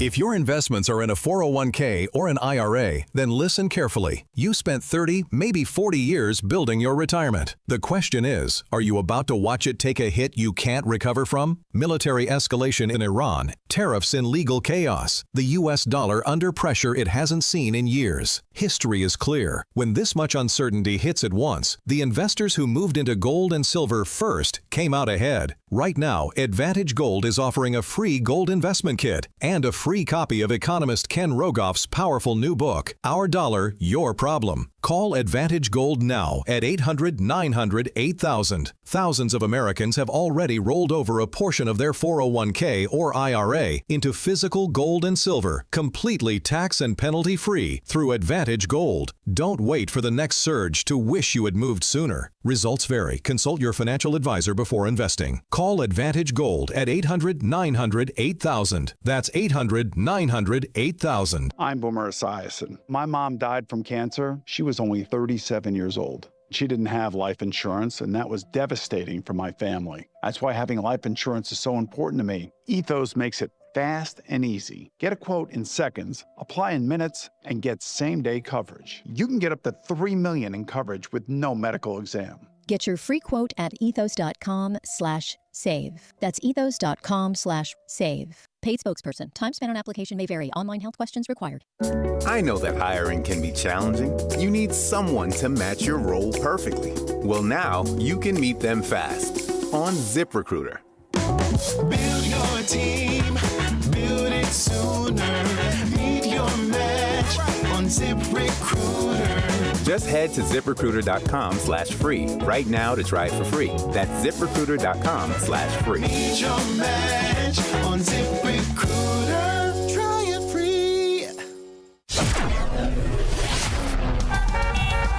Taking a look at the roads from the Team Hochberg Traffic Center, I'm Sue Aller. It is solid on the northbound side of Lakeshore Drive between Broomore Avenue and Hollywood Avenue, and watch out for a crash on the Tri-State northbound at Bradley Road. Stop and go all the way back to Town Line Road. Now 15 in, 20 out on the Edens from Lake Cook to Montrose. 38 in, 32 out on the Kennedy from O'Hare to the Bird Interchange. The express lane stop and go inbound between Montrose Avenue and Chicago Avenue. 39 in, 22 out on the Ike from Wolf to the Old Post Office. 45 in, 23 out on the Stevenson from Veterans Memorial to Lakeshore. You've got 30 inbound on the Dan Ryan from 95th to the Bird Interchange. Outbound is 13. Starting to get slow in the express lanes inbound between Garfield Boulevard and the Stevenson. This report is a service of the AM 560 Advantage. Membership has its privileges, including early access to event tickets, exclusive contest opportunities, and special member-only content. Join today at 560theanswer.com/join. Chicago's Morning Answer continues next, but now the latest forecast from the Air Right Heating and Cooling Weather Center. Today, expect a mix of clouds and sunshine with a chance of a shower in some areas later this afternoon. The high will reach 58 degrees. Tonight, it will be cloudy with a few showers and a thunderstorm in the evening, then periods of rain and another thunderstorm later on.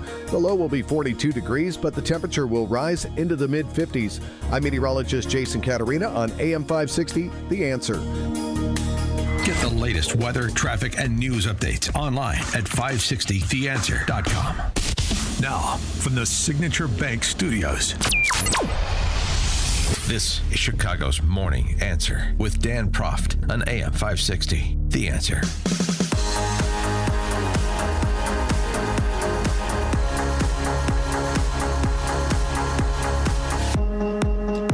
Top of the morning, Dan Proft here on the topic of regime change in Tehran. Has that occurred?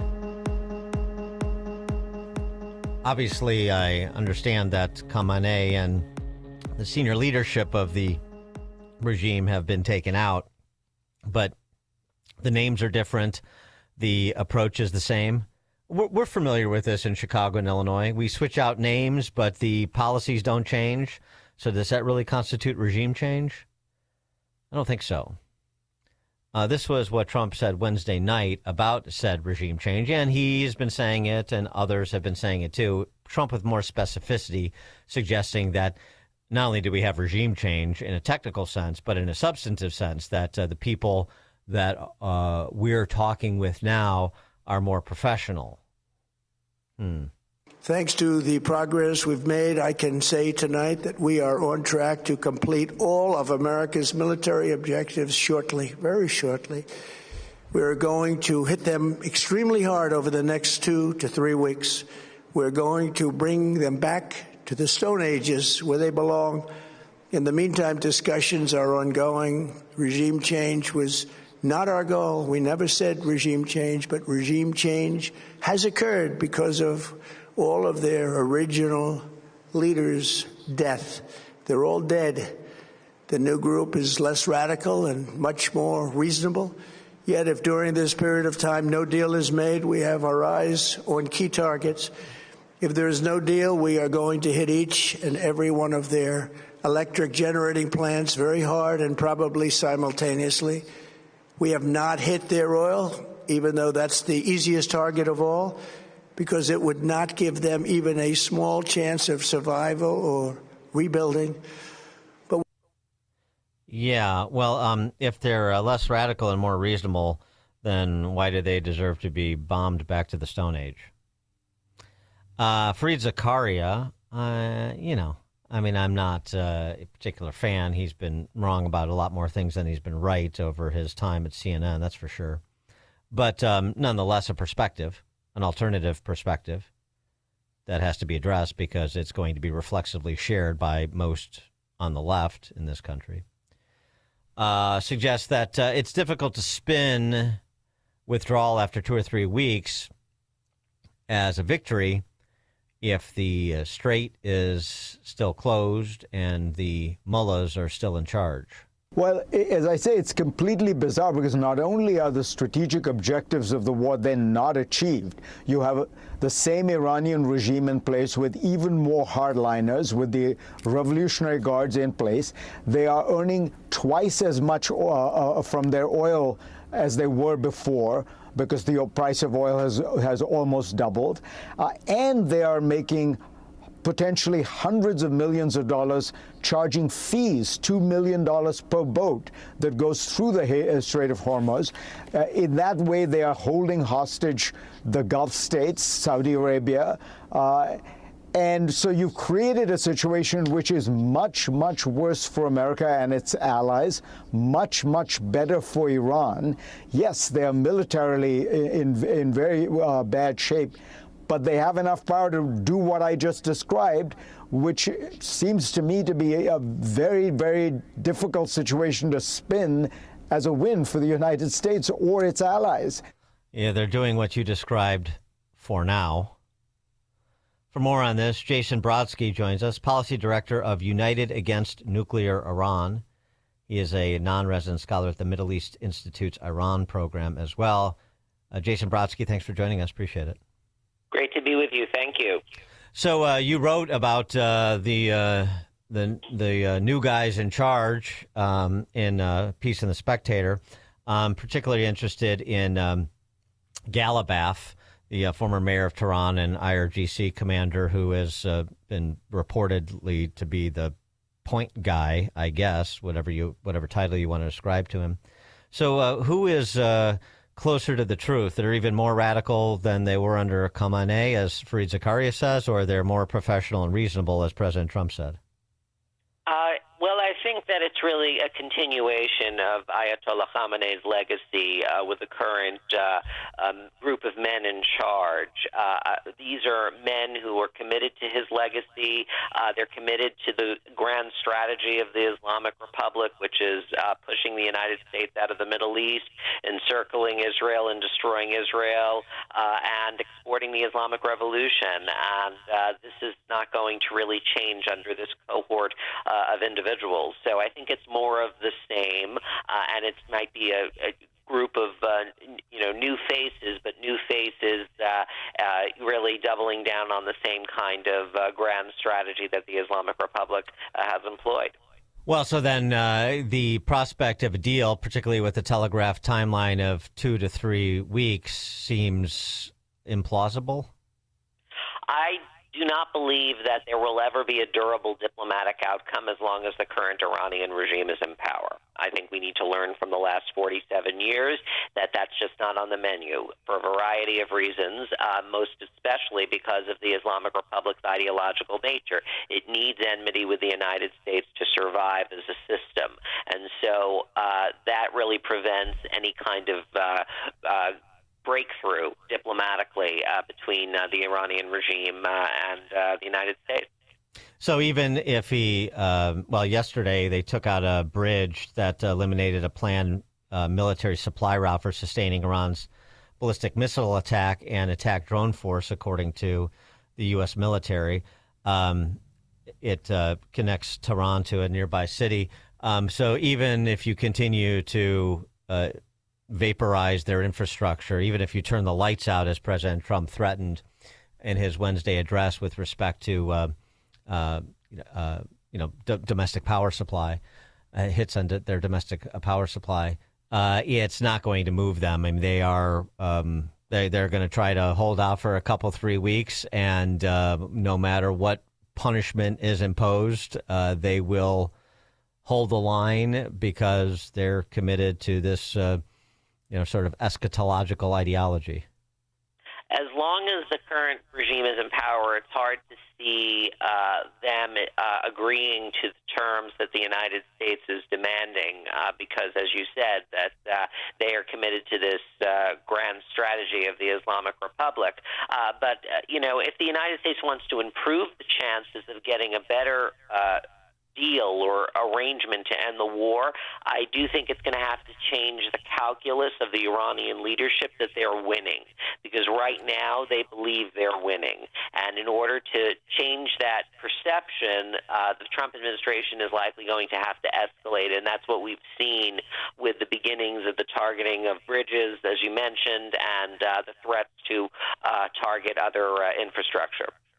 So, I mean, what would convince them that they're not winning other than their elimination?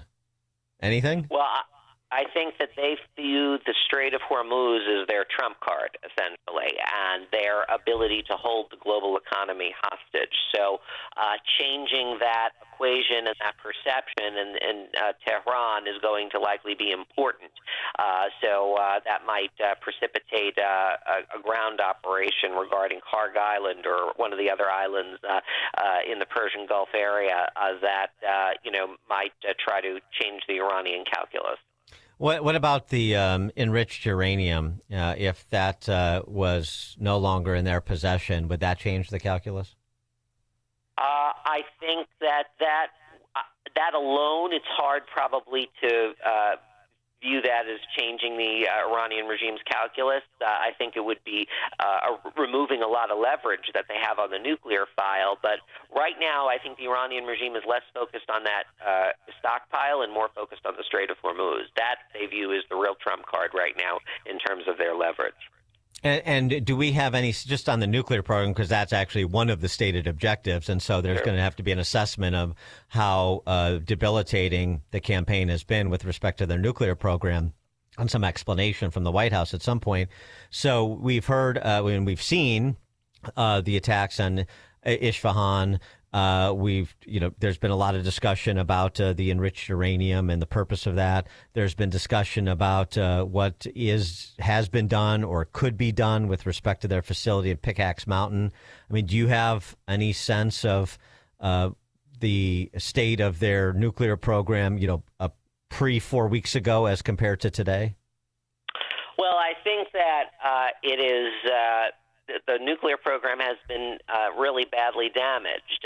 Iran's nuclear enrichment program, as it existed before Operation Midnight Hammer last year, doesn't exist anymore.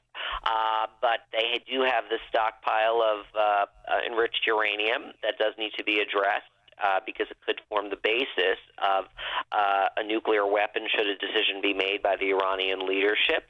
But nevertheless, that technical capacity to enrich uranium has been badly damaged. So it will take them some time to be able to rebuild that infrastructure. And right now, they're going to be very much delayed because of all the blows that they've taken over the last few months. So it's essentially your position that anything short of regime change is, well, I don't want to say it's a defeat, but it will not reconstitute will not reconstitute the Middle East, in other words, in a direction of lasting peaceful pluralism until and unless the men in charge now are replaced by men who want to shift the paradigm. Yeah, well, two responses. First is that I think that the U.S. has achieved a great deal during Operation Epic Fury. It has eroded the capacity of the Iranian regime to project power beyond its borders, and that will pay dividends for U.S. national security in the years ahead. That's number one. Number two, I think on the long term, there will never be peace in the Middle East until the Iranian regime is gone. And that is the hard truth. The regime is sponsoring all kinds of terror groups around the region, and that it is core to their identity to continue that export of the Islamic Revolution. So as long as you have this system in place, broader peace in the Middle East is fanciful, sadly. How did President Trump's remarks on Wednesday and his, again, horizon of 2 to 3 weeks, how does that impact what Israel will do 2 to 3 weeks from now? Well, I think that Israel is going to follow President Trump's lead on this. President Trump is the one who's making the decisions, and I think it's going to defer to him on the timeline for operations. I think the U.S. clock is different from Israel's clock in a sense, because the U.S. has a wide array of other variables to manage, economic variables, diplomatic, political, and that Israel does not necessarily have to weigh in its decision to use force. But nevertheless, Israel is dependent on the United States for its defense and I think its political support.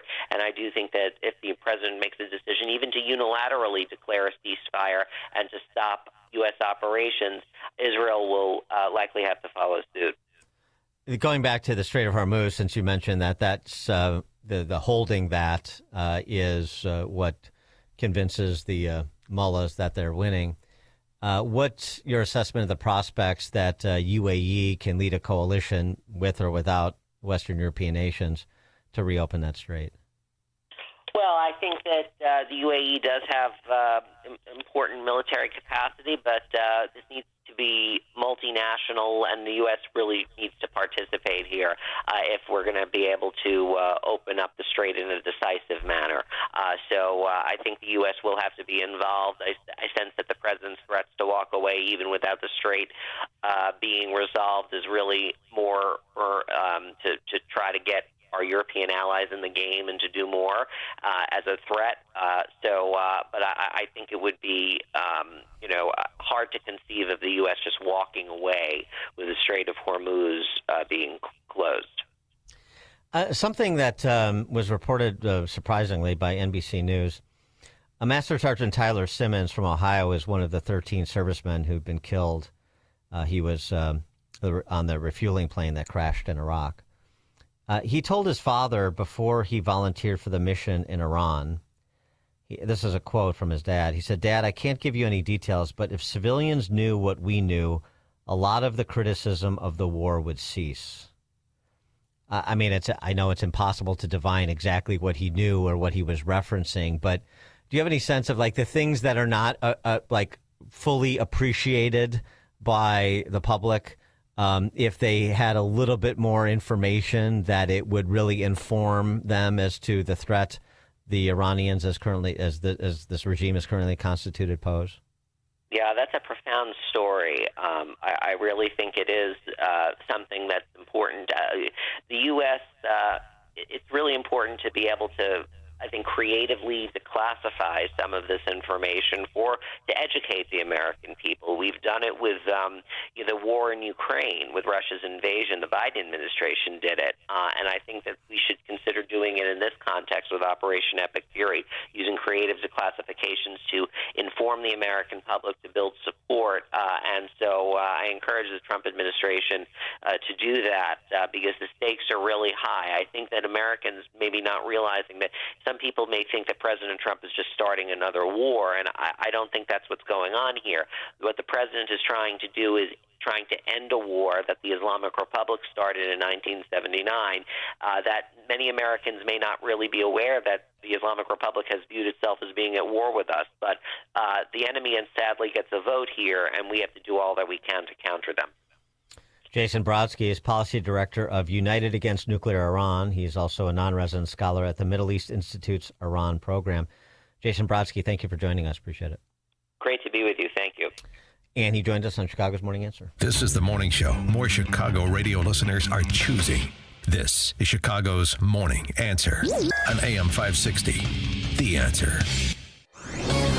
This is Albert Mohler for townhall.com. This Sunday is Easter, Resurrection Sunday, a great celebration day for Christians marking the resurrection of the Lord Jesus Christ from the dead.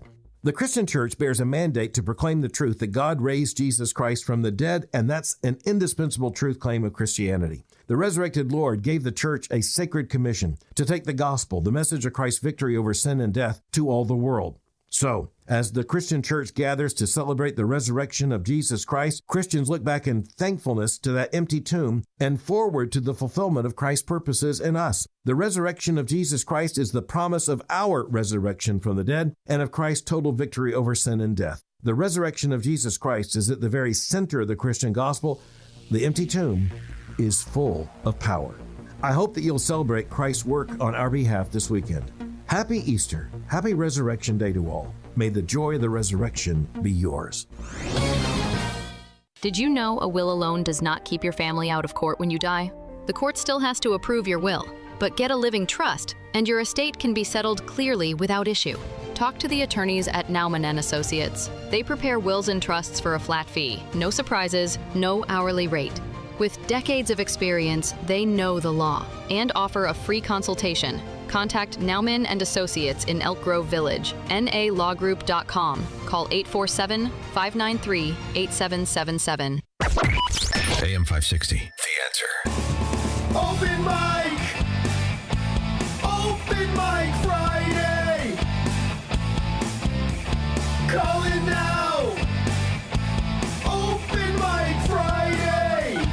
Top of the morning, Dan Proft here. Yes, it is that time of the week, Open Mic Friday, where we take your calls at 312-642-5600. And text, you can text us too, with your comments, your concerns, your criticisms, your compliments, your general crack pottery. We will take it all. And just to follow up on our conversation with Mr. Brodsky, we just concluded about the Iranians and these radical Shia clerics. It was said often by Khamenei and his predecessors, the chant "Death to America" is not just a slogan, it's a policy. And I think, that's part of what needs to be made clear to the larger public, as we were discussing. Maybe that's what Master Sergeant Simmons was referring to as well, and additional details that he had that we don't. That targeted declassification of information to generate understanding. I like that idea a lot. By the way, just as an aside, since I brought up Tyler Simmons again.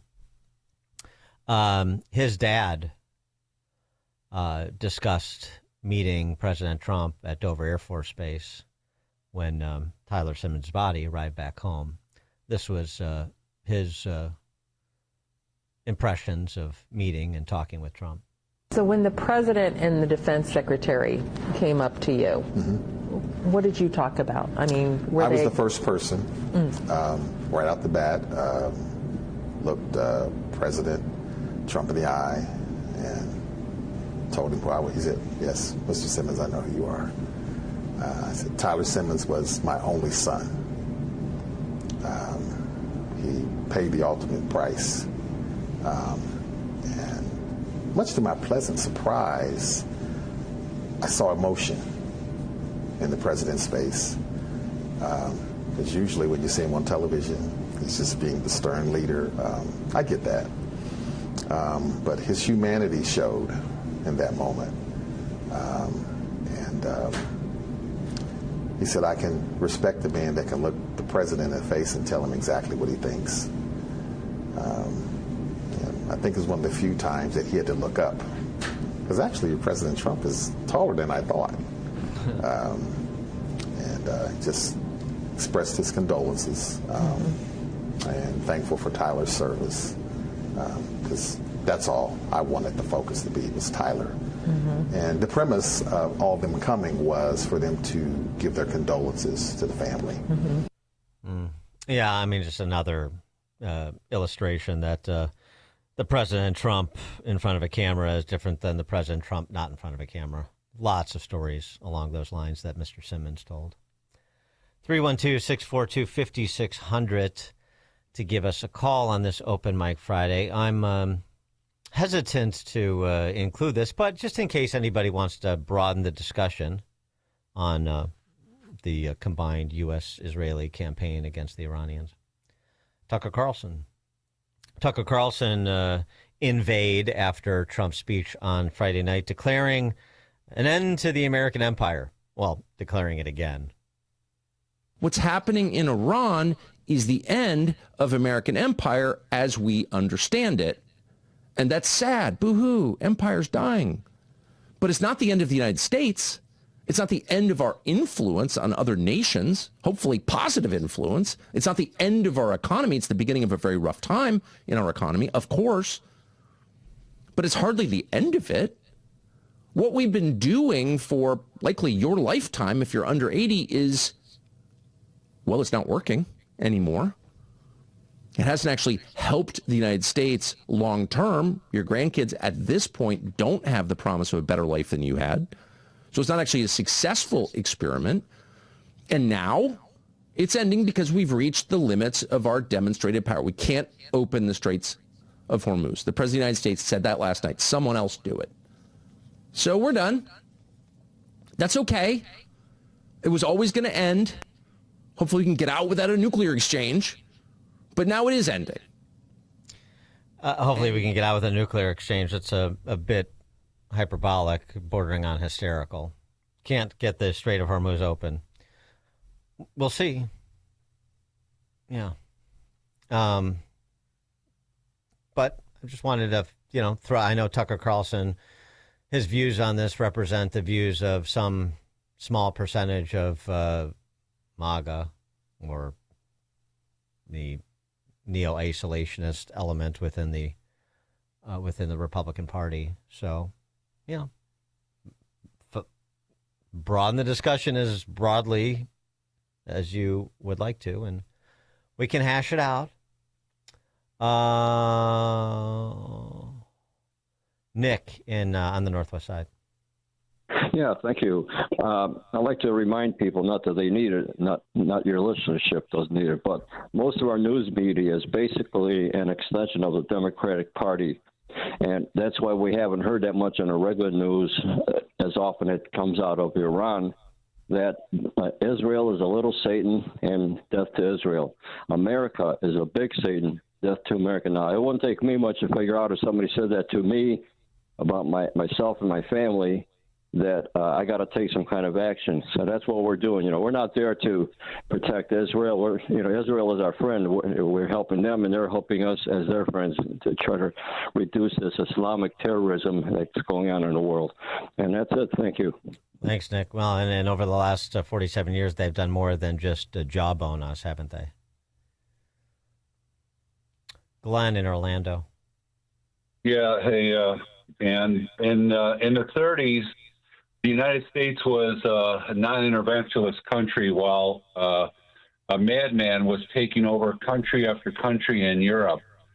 And they even had a film, I think it was called The Triumph of the Will. It was a Nazi propaganda film. And in response, it was Frank Capra that had a film that's called Why We Fight. I recommend everybody review that Why We Fight film by Frank Capra when World War II was happening and civilized society was really being threatened. Thanks for the call, Glenn. Rick in Downers Grove. Hey, good morning.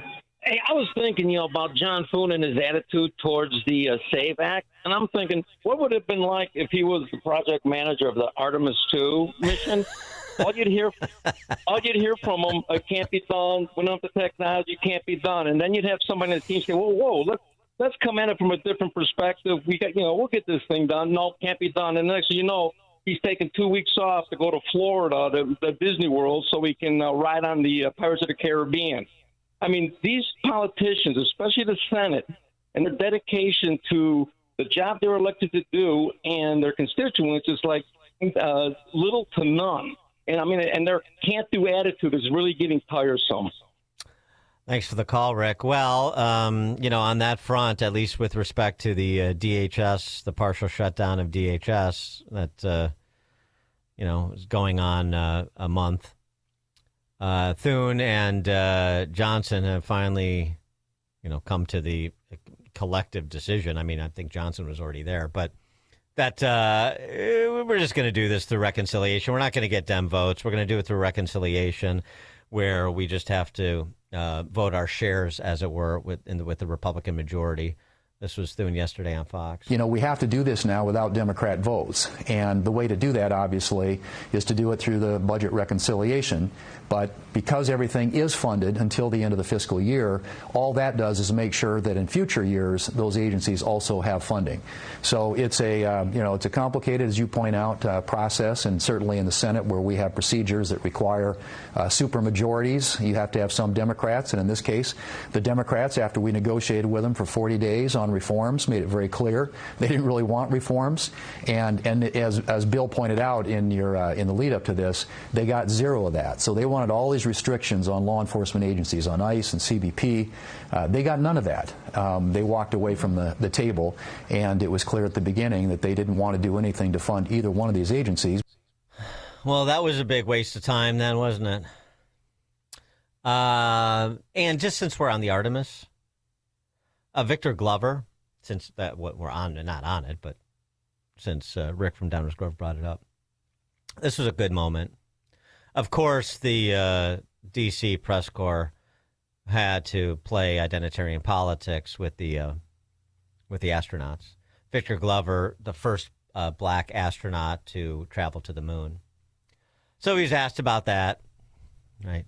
What does this mean for, the black community? And I really liked how he handled it.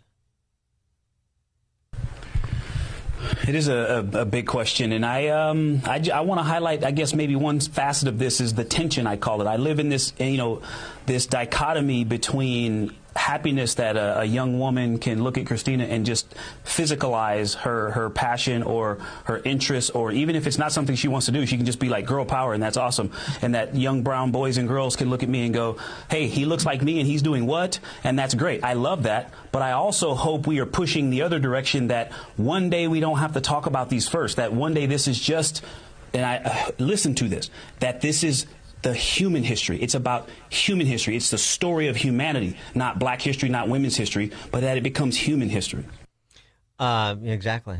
And we don't have to talk about it. Most of us don't want to talk about it. The D.C. press corps and the party they work for is obsessed about it, unfortunately. But that's exactly right. And that's a perfect balance there. Victor Glover exhibited. Proud of who he is from, a heritage perspective, not reliant on it. You see how you can be both? Proud of who you are, proud of your identity, not reliant on it, because his work product is what defines who he is as a professional, in this case, a wildly successful professional, because it's pretty difficult to become an astronaut at that level, isn't it? Proud of who you are, not reliant on it.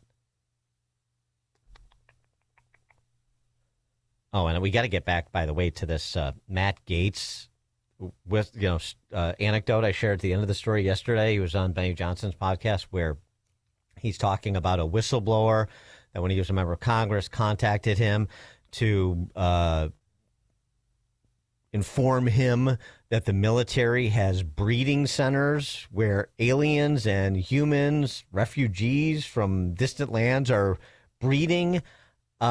Because Tennessee Congresshuman, or is he, Tim Burchett, was asked about this on Newsmax last night. This is getting pretty X-Files-ish. Anyway, we'll get to that in a second. Owen in Willowbrook. Hello, Dan. Dan, I think Trump has made a lot of errors when it comes to his AG picks. And I actually would like to see a guy like Mike Davis, who would actually hold these deep state actors after Trump. Yeah. What do you think about Davis? I like Mike Davis. There's going to be a lot of F-bombs coming out of the Department of Justice if Mike Davis is the Attorney General, that's for sure. He's the head of the Article 3 project. He was a former clerk for Gorsuch when Gorsuch was an appellate court judge. I like him. I don't know that... that's probably a reach even in terms of credential. But if you thought Pam Bondi was feisty, boy, unleash Mike Davis on the D.C. press corps and the opposition party, for that matter. Interesting. Mike in Deerfield. Hey, Dan, great show. I don't know if you caught earlier this week the hearing on Social Security. And to take Patty, okay, so there's it's going insolvent. So they were in the Senate, and they're sorry, I'm just between sets here at the Health Club. And Patty Murray was talking about the wage cap and how billionaires and millionaires don't pay anything more than $184,000. And she talked about how when an individual is paying in, they pay 6.2% of their income. The employer pays that as well. And over 184, it stops.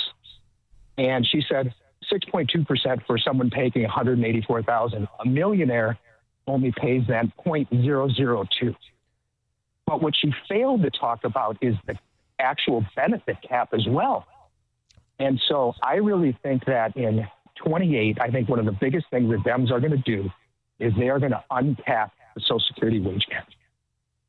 But they're going to cap the benefits that you get.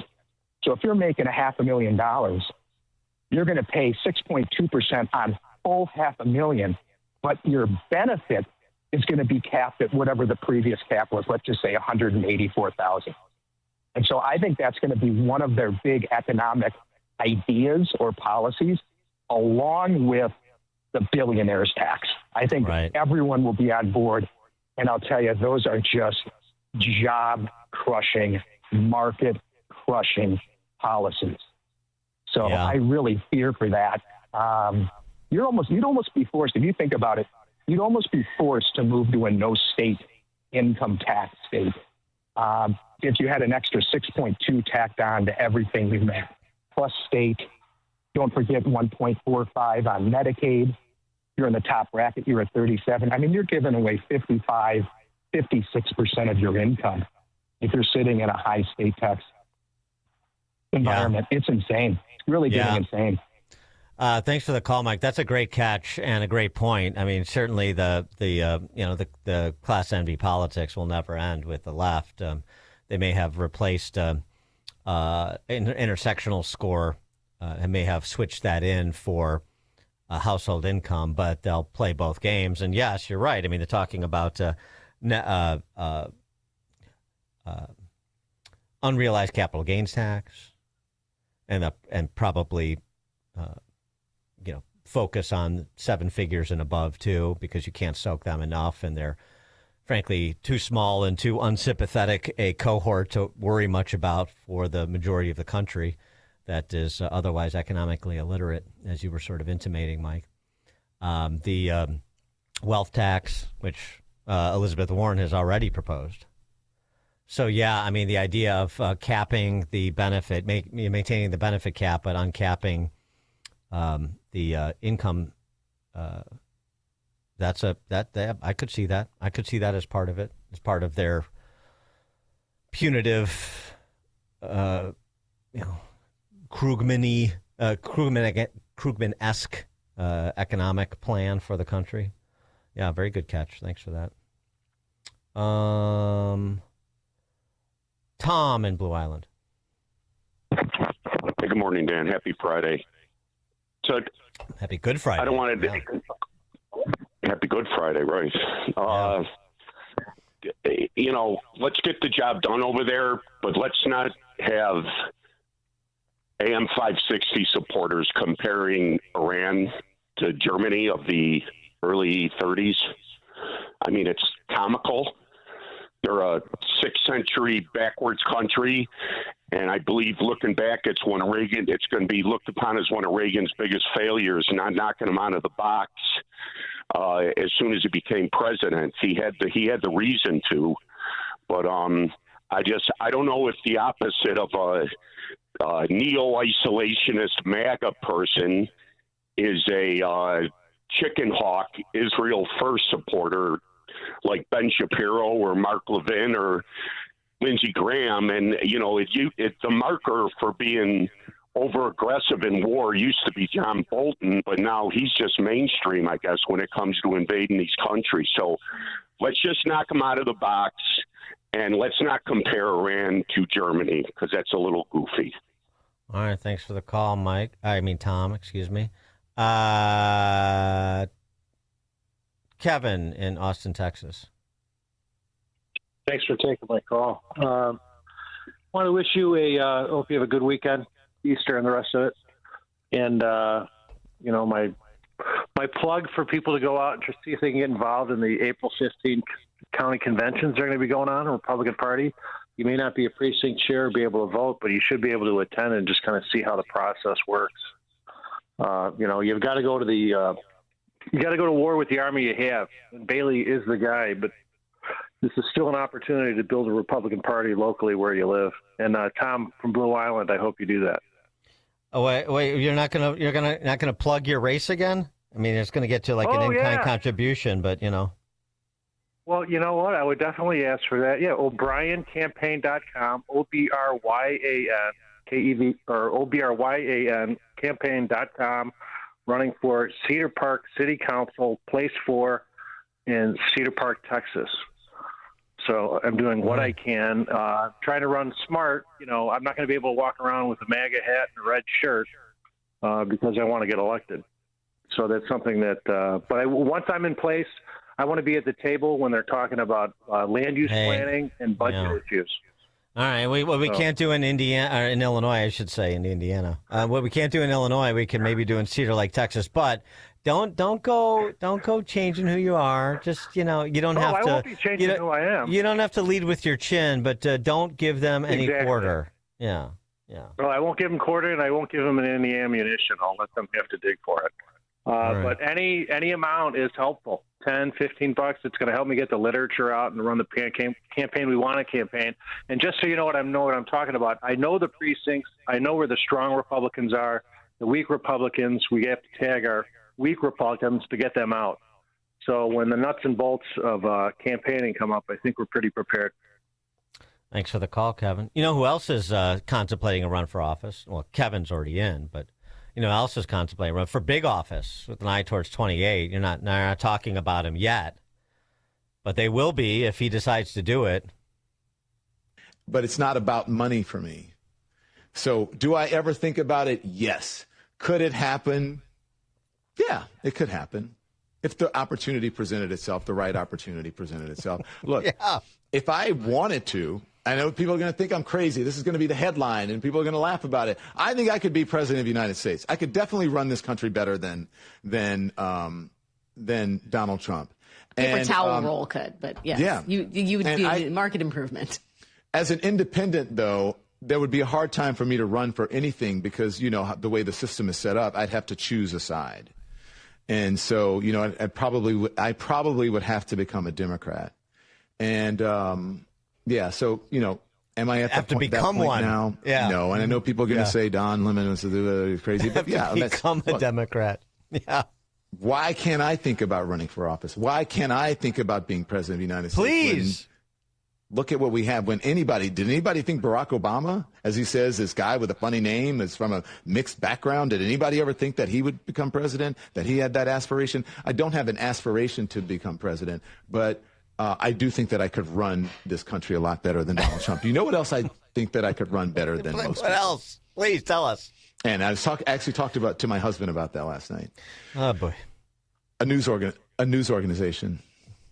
Because I was there, I've been in the game for so long, and I'm not interested in being, you know, the anchor out front. I could come in and fix the bulk of their problems and lickety-split in no time flat. Boom. Boom. Wow, I feel like we're making news. He sounds like Trump. Fix all the news organizations, run for president. Don Lemon for president. Now, he may have to run from jail like Lyndon LaRouche. You know, he still has a criminal matter up in Minnesota. I love it. That's fun stuff. Oh, I got to get to this before I forget here. Hold on.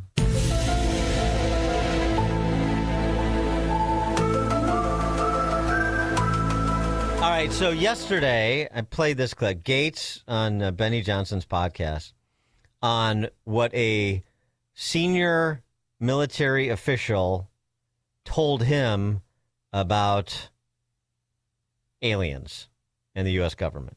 Yeah, I had a guy who was uniformed. He was a senior enlisted with the United States Army. Came into my office in Crestview, Florida, in a non-classified setting. I had members of my staff there, and what they explained is that the military ran a very secret program where aliens that were living were in forced breeding programs with humans that had been abducted from war zones and from even the caravans of migrants. Now, again, I didn't verify this, but what the whistleblower was telling me is that there were like between 6 and 12 locations around the country where this happened.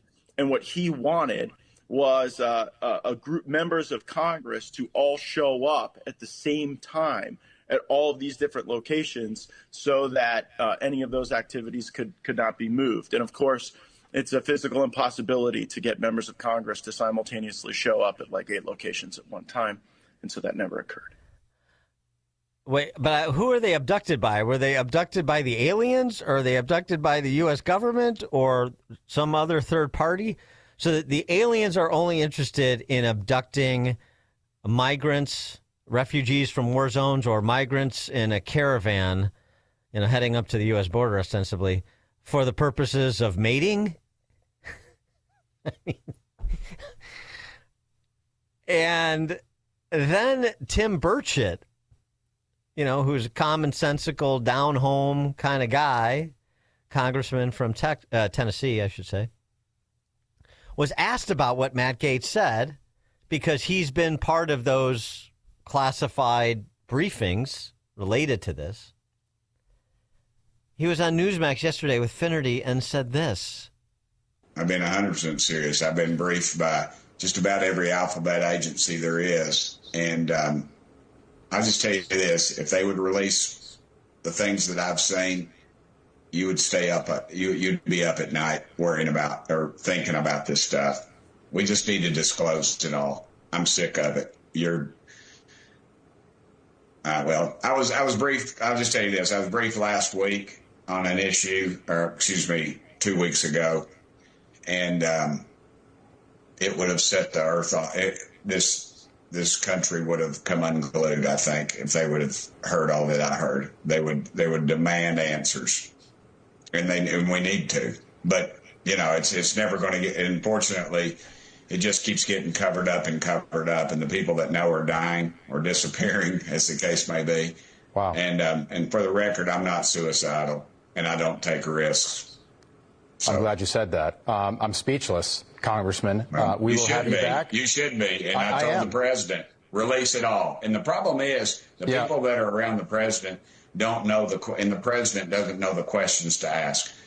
A few of us are going to have to get with the president and tell him what he needs to ask and where he needs to look. I mean, you know, we're in meetings and they give addresses and tell locations of items, I'll just say.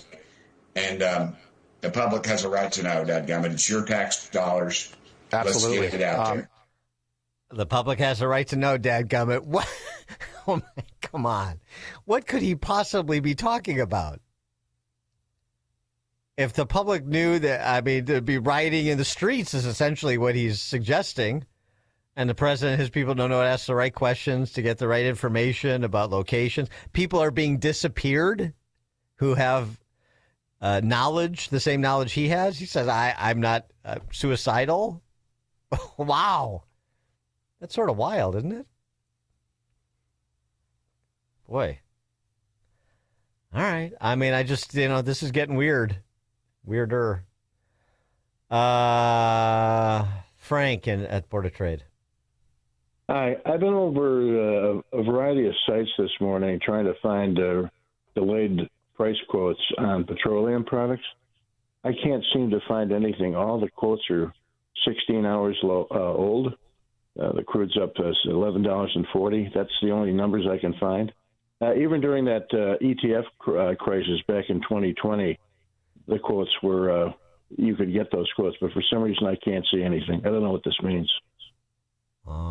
You got me there. I don't know. Maybe Tim Burchett knows. Eduardo, Tampa Bay. Yeah, good morning, Dan. The hospice fraud care, 50 million, 2,000 licensees.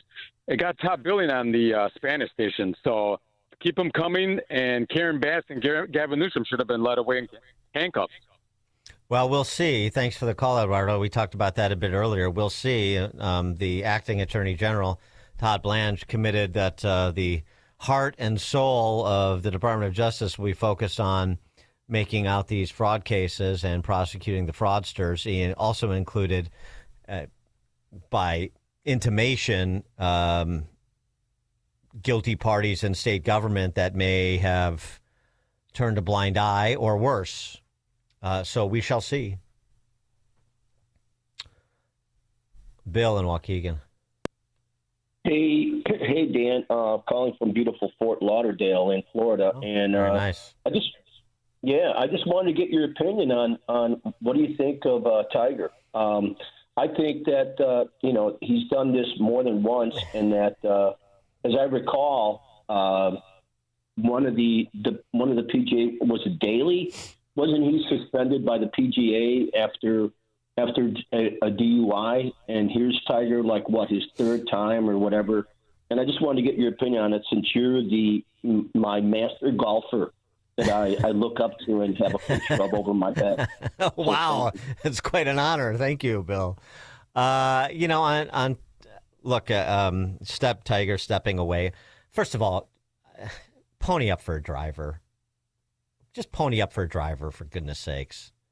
And then, in terms of what the pain he has, and, I don't know, but, if you're on heavy painkillers, then you shouldn't be driving. Also, the body cam video that's been released, this was sort of a bad look when, the police are getting control of the scene and they're going to, I guess they're deciding whether or not to submit him to a sobriety test, which ultimately they did, and didn't fail the breathalyzer, but failed the agility test. And Tiger walked away from police because he was on the phone with somebody. Mr. Woods, get you to hang out down here with us, please. Thank you so much. All right, you got it. All right, thank you. Bye. Say again? Just keep you down here with us, please. Yeah, I was just talking to the president. Come on. Don't Bigfoot the cops. I was just talking to... Yeah, no big deal. Don't make a big thing about it. I'm just talking to the President of the United States. Hey, it's a great country that you could have one of the greatest athletes in the world, most recognizable, talking to the President of the United States, the leader of the free world. And that doesn't get you out of a traffic incident. So, good, I mean, he's got to pay the piper on that stuff. And by the way, I don't think Daley has a DUI, actually. I mean, I'm not saying he doesn't have, issues with, well, just issues, but I don't think he's got a DUI. That was one of the memes going around, like Tiger 2 DUIs to John Daly 0. How about that? How you like them apples? Chuck from Delavan, closing out. Hey, it's a big Easter weekend this weekend. Head over to St. Ishka-Bibbles. They're going to have a real Easter egg hunt. I already went over there and got a couple eggs. I'm making an egg salad sandwich right now. Perfect, Chuck. Thank you so much. I don't know where we're supposed to head over, but happy Easter, everyone. It's now 9 o'clock, AM 560 WIND. Hiring's up. I'm Chris Foster, Fox News. The March jobs report is released by the Labor Department, and it's stronger than most economists expected after a big drop the month before. There were 178,000 new jobs created in March, triple the number expected, and the unemployment rate declined to 4.3%. In March, jobs were added in healthcare, construction, transportation, and warehousing. Federal